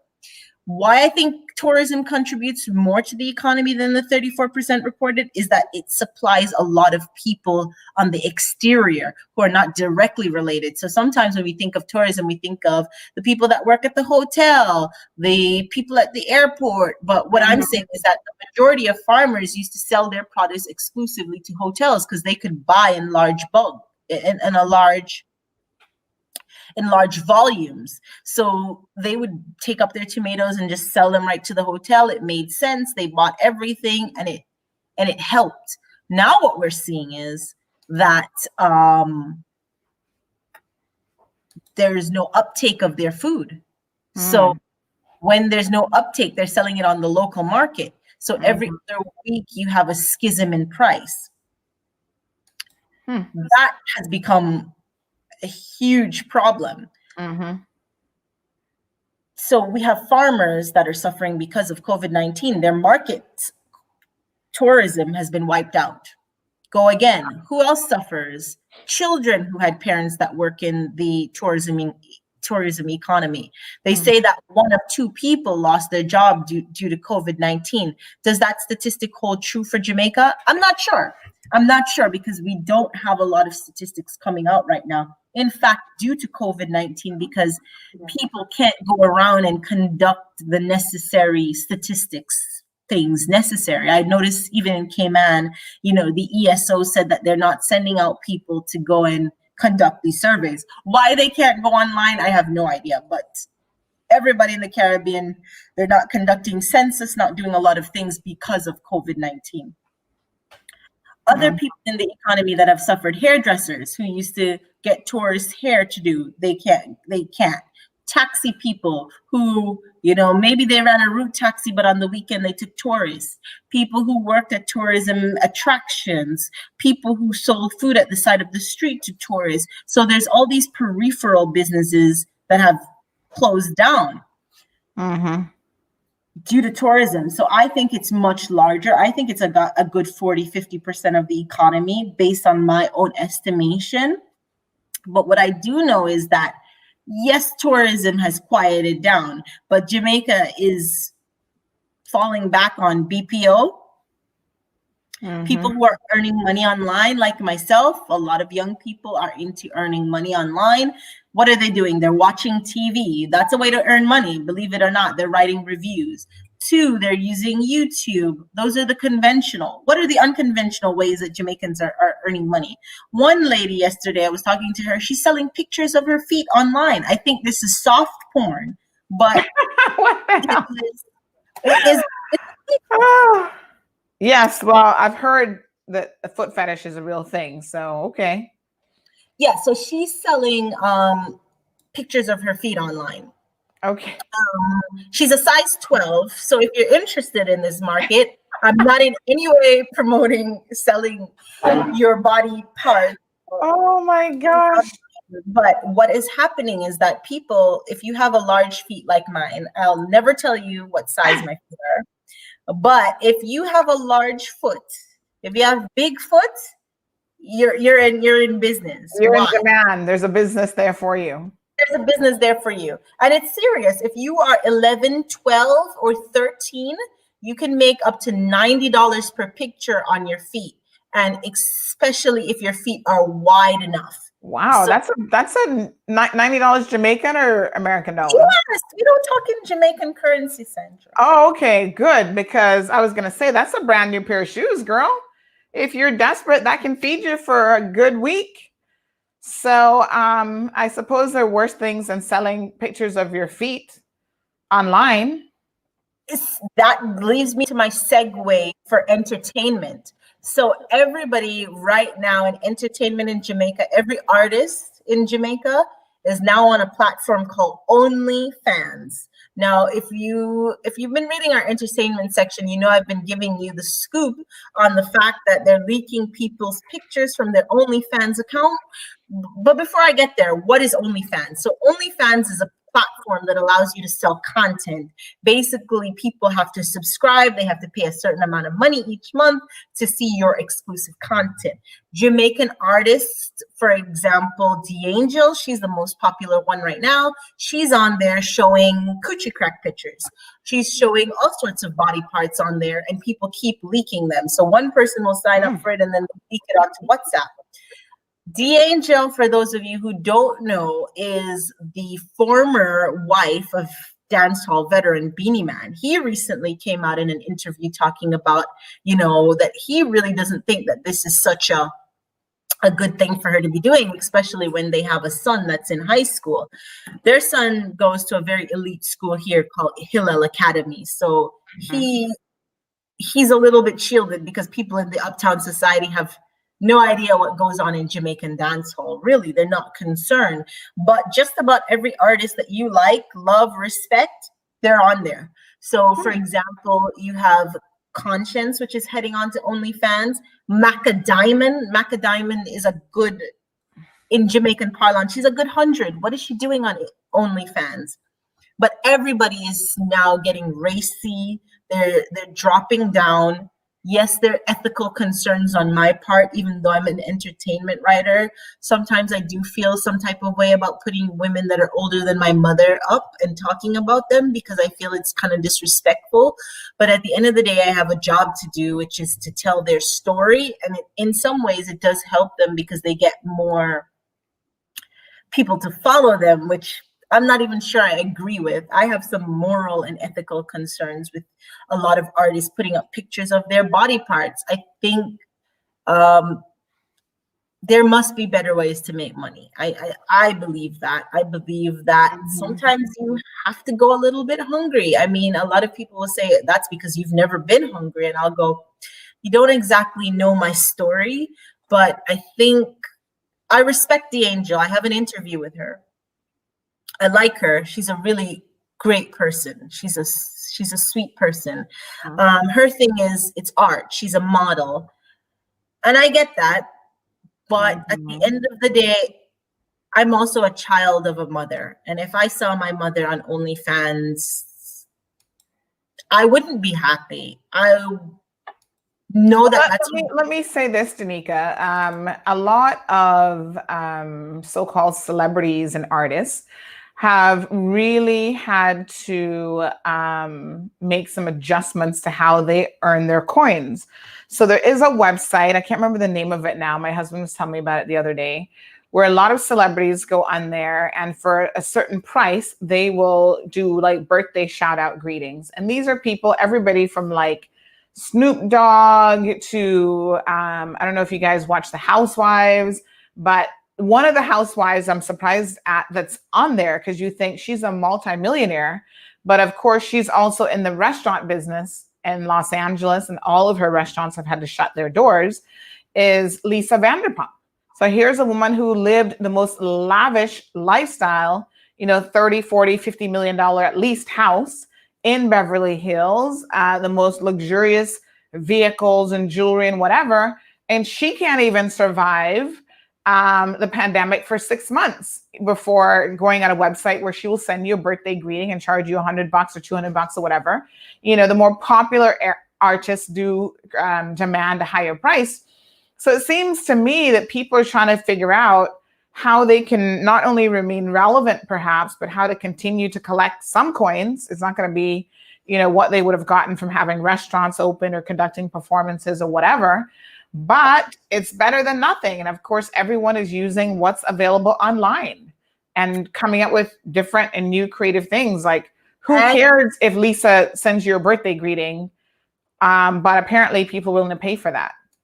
Sandra, I love and respect you, but with all due respect, if I saw you on OnlyFans, I don't think I could handle it. I'm sorry. I couldn't. I'm not even going to front. I would be like, Sandra, you can come in. I don't know what this site is specifically, but.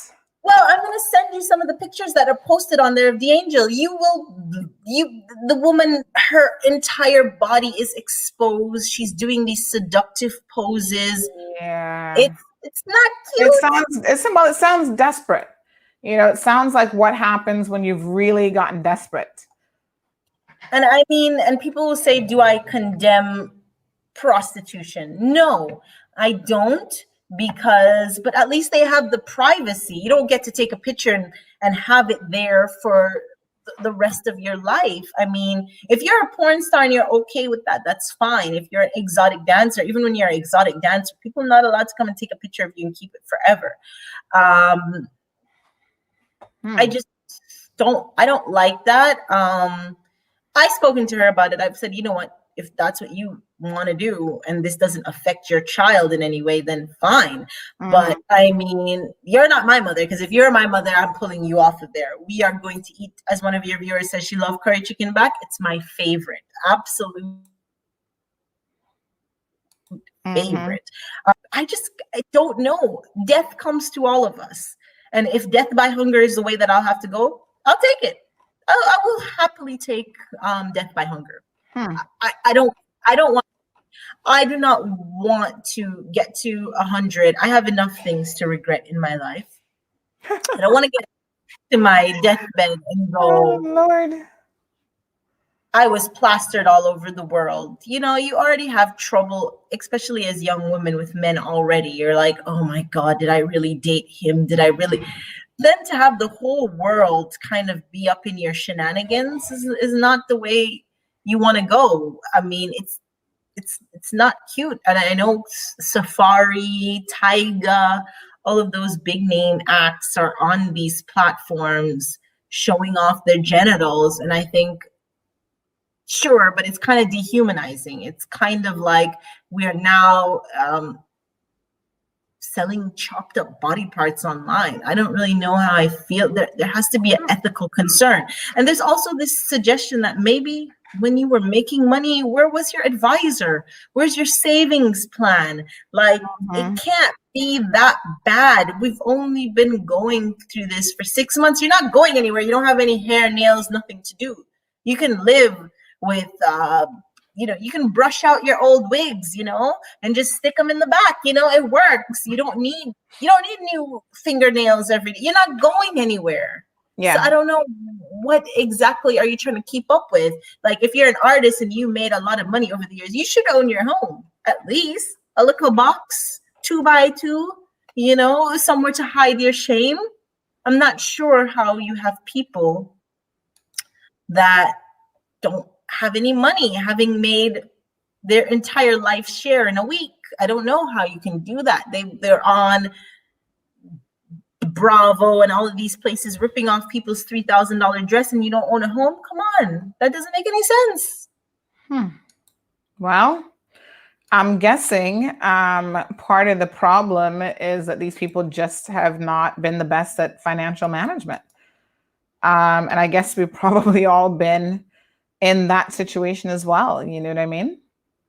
Of course. But I mean, every 10 seconds, right now I'm getting a report, entertainer Renee joins OnlyFans. Everybody's joining OnlyFans. We have to come up with more creative ways as a people. And I'm saying this primarily to African-American people, Black artists, because white artists can do things and bounce back from it. Being a Black person, certain things kind of stick and stain your character. There is going to be a time when the world is going to be changing again, and your image could be tarnished by this, And I don't want to judge anyone. I'm not judging anybody. I hope your viewers are not taking that away from what I'm saying. What I'm saying is, we have to somehow realize that our needs and our life extend beyond the moment of now. There will be tomorrow, everybody. It's sad. Everybody's looking for ways to earn, looking for ways to make money. There are ways to make money. There are people out there that are doing carrot cake and chill. So there's a young lady in Jamaica. She sells carrot cakes. They're $800 for one. She brings it with a little teddy bear to give you as a way to not be so lonely. There's people out there that are doing a whole bunch of stuff. There's new restaurants opening up. Yeah, new restaurants where they give you a teddy bear to sit in the chair in front of you so you're not so lonely. These are things that people are coming up with. And this is why it's important that we sometimes take a break from social media. We sometimes take a break from the media and think within our own mind, because we can come up with solutions. We can come up with ways to reinvent ourselves. We can come up with ways to survive. Nobody in the Caribbean, in this region, will ever go hungry. I can promise you that. Now that we've gotten our most basic need covered, with the exception of hurricane, we're pretty much fine. We can survive as a people. We do not have to sell our arm, images of our feet to survive. We can come up with way more ingenious ways. There's a need for tutors. There's a need for babysitters. There's a need for mommy making her coins. No, wrong. Yes, I agree, make them coins, but to what end? Because I know a lot of people that have made a lot of money and it doesn't make them happy at the end of the day. And it doesn't make them able to sleep with themselves at night. One thing, I've done a whole lot of wrong, but when I get into that bed at night, oh boy, sleep comes quickly. You know what I mean? I'm not one of those people that be tossing and turning. Sleep comes real quick. And it's such a blessing to go to bed every night, wake up in the morning, know that God is keeping me alive and that I'm still here. And I didn't have to do anything extraordinary that will stress me out in order to survive, but back to ways that people are making money. So tutoring is big. People are renting equipment in Jamaica. Yes, a lot of children cannot afford tablets here. The school system has gone off of an abscess. What I mean by that is every day you get little voice notes of people screaming at their kids, whooping them. They are frustrated. Thinking of that, I did see, I think I sent you this morning. There is a headline story here about a mother who has been arrested. Remember the child that committed suicide in Jamaica? This was like an 8-year-old child, I believe. This Linstead mother has been charged with neglect after her daughter committed suicide. Have you been following that story, or do we have any information on that? I haven't actually been following that story. Okay. The most I can say is that those cases are going to become very common. Look out for them. The mother giving the child the bear, because now we're seeing the price of people that say, well, just breed, nothing wrong, just breed, have out your lot. Don't get me wrong, a child is a blessing, but we also need to. But isn't that, again, I mean, is that any different than what life would normally be amongst a certain segment of the population? Like, I always feel like the people who are least prepared to have children and be responsible for them are the ones who are the quickest to say, we need to populate the earth. Here in the Cayman Islands, oh, there's not enough Caymanians, so I need to have my share of 10 children. Anybody with sense would recognize that in this day and age in particular, the impact of having 10 children, number one, you can't afford 10 children in this economy. I don't know about in Jamaica, but you definitely cannot afford 10 children here. And then there's so many other considerations about how much time you can spend with each of your 5 to 10 children that, to be fair and to give, I think, your offspring a fighting chance in this world, you have to really consider that maybe 1 or 2 should be the limit. But I find that most people who are of the, mindset to let's just breed and have kids, they're not normally the people that you want to be having children anyway. I mean, just being honest here. I agree with you, but why you're going to see it more now is that schools are not in session. So, I mean, many people will wonder why I select the stories that I select for Jamaica News. And I'm very selective about what I select, particularly as it relates to stories. Why? Because I'm trying to paint a picture, not just of the violence situation. I'm trying to paint a picture of what life is shaping up to be. So if I put up that guidance counselor story, and many people are wondering, well, what does this have to do with us here in Cayman? Why should we care? It's about the fact that a lot of children now are at home. A lot of children now are vulnerable because before, school in Jamaica was a safe haven for children. There was a teacher there. There's a hot lunch provided by the government. Children had some level of safety. What we're seeing now is that with this blanket removed, children A are being abused. B, they're suffering mental strain. 3, they're causing mental strain to their parents. And 4, we are creating a generation of people that I'm not sure are human because they are enduring so much, so young, with no guidance. And that's why I'm selecting carefully what I put up. So sometimes, I don't put up a lot of murder all the time. I don't put up a lot of that. I'm selective, because especially with the child that was shot by the fishing gun, I put that up on purpose, because I'm pointing out to you how unaware and irresponsible some parents can be. Yes, it's an accident. I'm not blaming the parents, but I'm pointing out to you that these are the stories that are going to become common threads because children are at home. But I mean, who leaves, just speaking briefly in that story, who leaves a spare gun loaded? And I don't know a whole lot about fishing or spare guns, but I would think, given the danger of that sort of thing, that is something you put away high up where children, because it was her brother that actually accidentally shot her.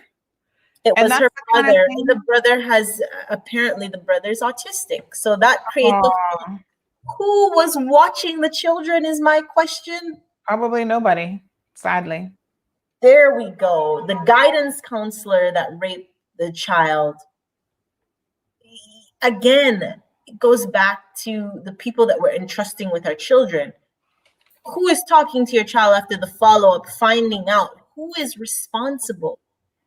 Who is responsible? Nobody's being held responsible. Well, Irvlyn has a question about a murder robbery that took place in St. Thomas yesterday. Have you heard anything about this? Yeah. So in St. Thomas yesterday, there was a shootout. A businessman was killed. 2 gunmen were killed. 1 escaped. Damn. Evelyn, I'm not 100% sure the motive. There's been an upsurge in violence in Spanish Town. Everybody keeps asking, what's going on in Spanish Town? Here's the thing. Putting up that a man died is not a good story, in my opinion, because I would have to give you some research, some background. So what's the reason why a lot of things are happening in Jamaica? I would tell everybody that the courts are a big thing. A lot of you probably know that there's the Uchen's Wilson gang that's currently on trial. A lot of them have recently been charged for things, not charged, convicted. And you're going to see a lot of uprising in gang activity in Spanish Town in particular, because of the fact that the popular gang, which was the can't remember 100% their name, the Klansmen, they are fighting for territory and turf. And with COVID-19, it exacerbates what you could get. When you would scam a business person and say, we're giving you protection for $25,000 a month, the business person now comes to you and say, well, it's better you kill me because I don't got that kind of money anymore. So you're going to see an upsurge in violence because people are now a little bit more desperate. They can't kill the business people because guess what? If you kill all of them, you ain't got no customers. So it doesn't make a lot of sense. I'm not saying necessarily it's just the Klansmen, but there's a lot of young people that are coming up that are trying to rely on a system that no longer really exists, So we're having that. In St. Thomas, for example, I'm not sure what the motive is, but a lot of the murders that you see happen in Jamaica, we report on them in a vacuum, which suggests to people that Jamaica is an incredibly violent place. And it is. But what I would tell you is that violence in Jamaica happens in pockets. And when I say pockets, I mean, it's kind of like how they say that there's this place in not London, but in Scotland or between Scotland and England called Glasgow. That's the stabbing capital of the world. It's super concentrated in that area. And the situation with crime in Jamaica is that it's super concentrated in select areas. I live in Kingston, Jamaica. I've lived here for at least 5 years now. And violence tends to be in communities so far removed from me that I never have an encounter. Does that mean I'm safe? No, you're not safe anywhere. But I'm saying that we have to understand the context in which we speak about violence, because violence happens in particular communities. And there's some people in Jamaica that I can tell you have never heard a gunshot based on where they live. So it's really. Because when I lived in the country, for example, the community that I lived in St. Mary, is so far removed from any type of violence. It's kind of like Cayman. You can be in places that are so concentrated with violence, and violence has an economic price tag. Most people won't tell you. People don't just get up and kill people. That makes no sense, guys. Use your mind. When people say somebody has died and they took a hit out on them, they collect money. There are people that in Jamaica that kill people as a job. Right. So it's so when people go, oh, Jamaica's an incredibly violent place, I go, yes and no, not quite. There are violence producers, but violence producers make money. And I'll give you an example. A couple years back, a fisherman was killed at a school in front of his child's school. Incredibly terrible. You'd be like, oh my God, I can't send my kid back to the school. Gunmen that went for him killed him in front of the child and in front of the school. Why? Why would anybody do that? Jamaica is just spiraling out of control. These are sensational headlines. What really happened? He's a fisherman. Allegedly, coke washed up to the shore. Typical occurrence in Jamaica. He collects this drug and decides, I'm going to do whatever I got to do with it. I'm now rich. These people come back for their stuff. You don't have it. You go down the line. You get what I'm saying? Yeah, you're a dead man. But there's also a lot of violence, domestic violence. So outside of the criminal, like the organized criminals, if you want to say that, there's also a certain, amount of, we hear stories of women getting stabbed or shot by men and vice versa.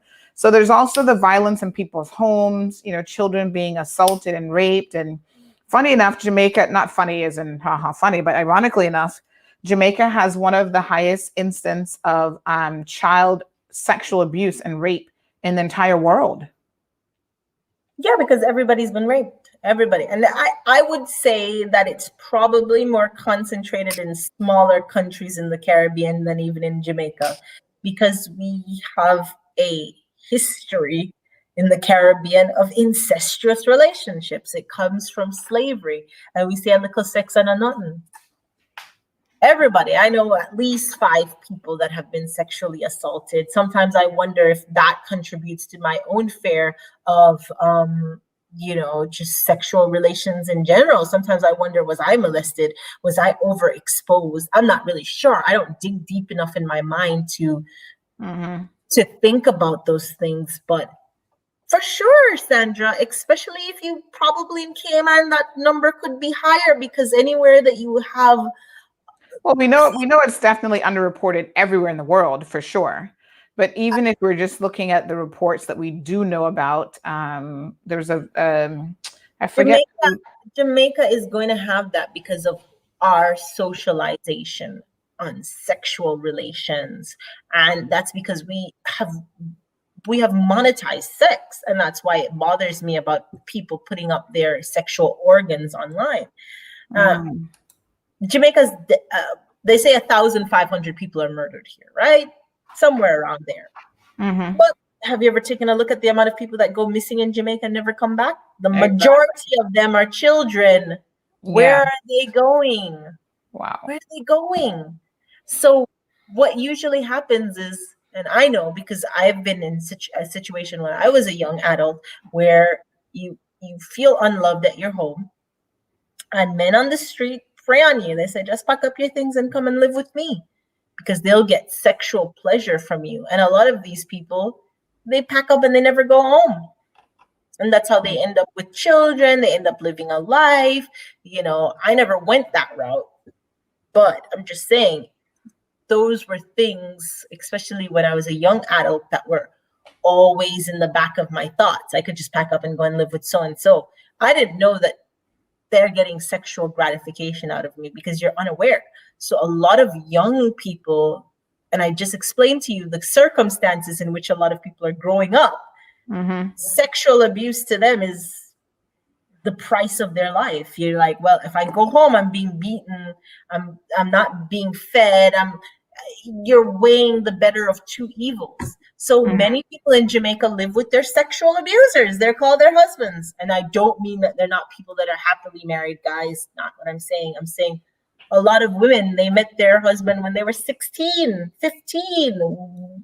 What exactly is the relationship about? And they don't know. And so sexual violence would have to be high when you think about the average family structure in Jamaica.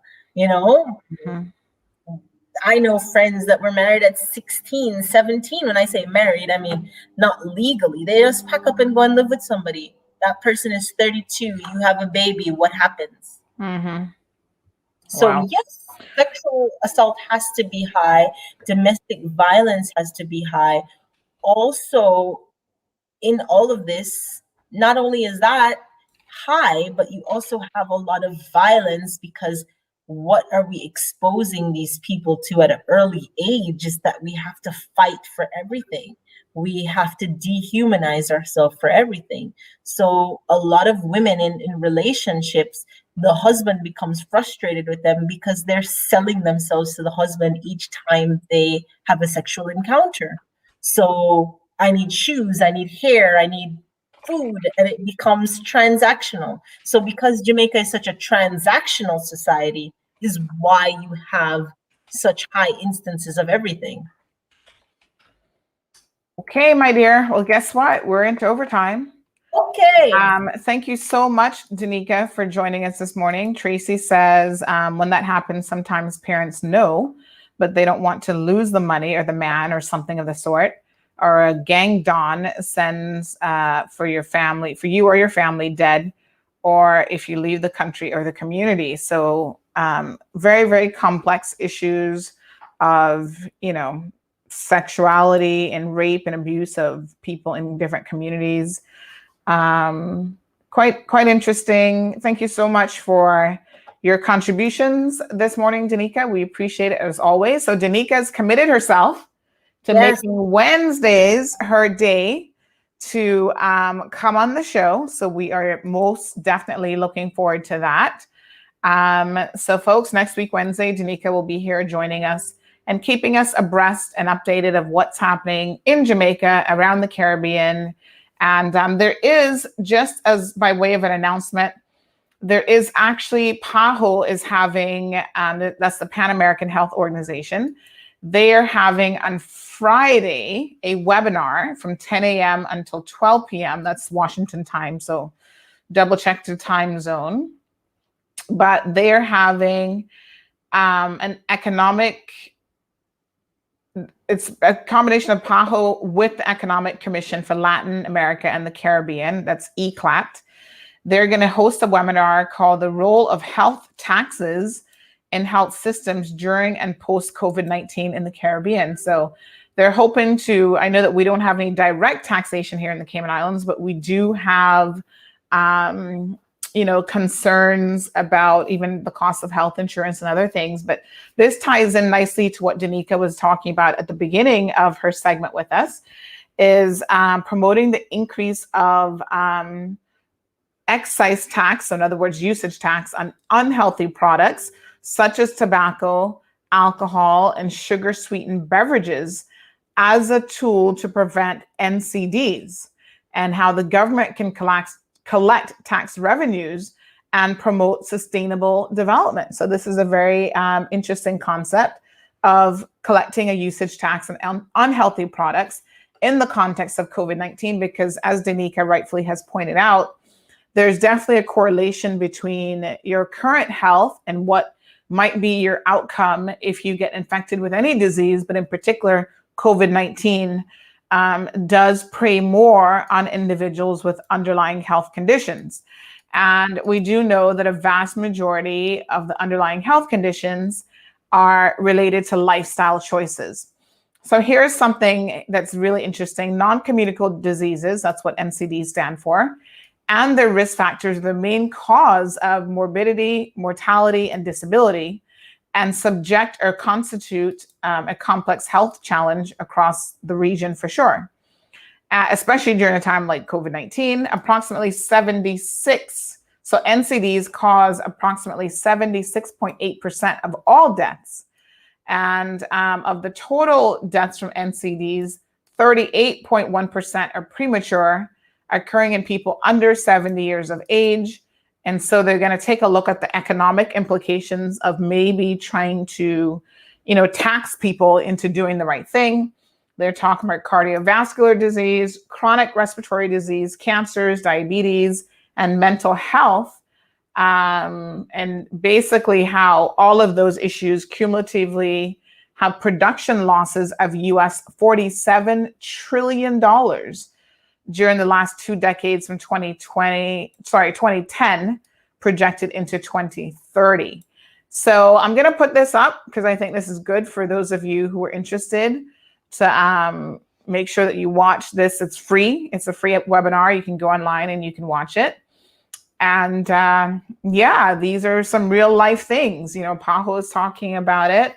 Country leaders need to be talking about it. So they have people from the World Bank that will be in on the webinar. Professors from the University of Illinois at Chicago. They've got a researcher in Barbados that's joining the panel, and some other experts. So we'll put this up. If you can find the time from 10 to 2 on, like I said, double check the time zone difference. But if you can find the time from 10 to 12 on Friday, you can register online. It's free to register and you can participate. So make sure that you check that out. Danica, thank you so much. Bye, Sandra. Have a good one. All right, folks, that's it for today. That's all she wrote. Today was Wednesday, Hump Day Wednesday, October the 14th. Very good dialogue with Danica. She will be joining us again next week, Wednesday. So make sure that you tune in for that. And remember, if you have any stories, we know that a lot of people who tune into this program are elsewhere in the Caribbean. Some mornings we have people from Guyana, Jamaica, Trinidad. We have people from all over the Caribbean and the world, in fact, that tune into Cayman Mall Road. So we thank you for that. And if you've got stories of interest, even from your relatives or friends and family in Jamrock, do let us know. We'll pass those leads on to Danica, and she'll be happy to cover the stories that matter the most to you, because that's what CMR is here for. So just a couple brief announcements before we end the program. The list of public holidays for 2021 has now been published, so you can check that out. Initially, when they published it, they forgot that 2021 includes an election year. So you don't forget that it includes an election year, election day in the year. So make sure that you know the dates. I'm just going to post it here so that you can get the details of that. And additionally, the National Heroes Day has opened now for nominations. So if you know anyone who you believe is worthy of being nominated, the theme this year is shining a spotlight on seafarers. So there's a lot of seafaring men and women, I'm sure of it, who made a contribution. And as you know, that's part of our cultural history here in the Cayman Islands. Seafarers went overseas, they worked on boats, they were engineers, they were boat captains sometimes, they worked in all different capacities, like my father did on boats. And the idea is so that they could have financially started a livelihood, because there were little to no opportunities for them to do so right here in the Cayman Islands. So there was a mass exodus, I guess probably in the 40s, 50s, and possibly up to the 60s, of Caymanians leaving this country to go elsewhere to find work. And that's, some of them have the most interesting stories. October is a couple different things we are focusing on. The month of October, of course, is Breast Cancer Awareness Month. And next week, we hope to have a few people on the program talking about breast cancer health and awareness. And in addition to that, it is also the elderly, I think they're calling it Older Persons Month. So, big shout out to Miss Jean Ramoon, who is affectionately called Auntie Jean. And she's the oldest of 7 maternal siblings in her family. So, the Ramoons are a fairly well-known family. I think primarily from the Georgetown area, and she's considered the matriarch of that family. So we hope to perhaps be able to arrange some interviews with some older persons in our community who can join the program. And I hope you guys will tune in as enthusiastically for that as you do like the Monday show, which is about failed marriages and divorces. We've got to make sure that we diversify our brains and our thought processes and what we engage in. And we are very much about content diversification here on this platform on Cayman Mall Road. So folks, thank you so much for tuning in. I will be doing some work today. You see me keep kind of looking around because, you know, I'm looking for that snake. Like I've got snake in the brain. I don't know how this is going to pan out when he is found, but I'm hoping that he will be retrieved sooner rather than later. Someone said he'll be found in a couple days. I really hope it's ASAP and we can put him back outside where he belongs. Never to have a snake in my house again. I was not in favor of the snake in the first place, folks. And I think this is why you leave these critters in the wild and you teach your children, yes, enjoy them in the wild. If you want to go out there and look at a snake, go look in the bushes where the snake lives. Don't bring the snake into your house. So I'm not really a proponent of making children think that you can keep these things as pets, because I don't think they should be pets. I think they need to stay right where they are. So anyway, I will keep you guys updated and let you know how it pans out with the snake. I really hope that I don't see him when I'm here alone, because I don't think Coco can help me. So I'm not quite sure how that's going to work. And snakes can move fast, folks. So I think the snake will definitely be faster than me. Aliano, thank you so much. Aliano says, talking about transactional relationships, because a vast majority of women I meet from JAM seem to only bring vagina to the table. And if I feel that I'm buying a product, not getting to love a woman. Aliano, we can have an entire show on that if you would like, because it's not just women from Jamaica. I think it runs the gamut. And unfortunately, Aliano, it is tied into the economics of where that person is from, how they have grown up, and what they've been raised to believe as well. So maybe we will talk about transactional relationships one day. I think it's a great topic. And a lot of people know that there are relationships, numerous relationships of convenience here in the Cayman Islands. And it's technically against the law, but I dare say that it is something that is very, very difficult to prove even. So stay tuned for that discussion. Thank you, Aliano, for sharing your thoughts on that. All right, folks, it's 10:05. Go get some work done. Do what you got to do. Hump Day Wednesday. Be blessed. We'll see you guys here tomorrow morning, bright and early, and be safe in the meantime. Thank you for tuning in to another edition of The Cold Hard Truth. Make sure to check Facebook for showtimes and more information and the latest news at CaymanMarlRoad.com. Subscribe to our IG and Facebook pages to get the latest happenings.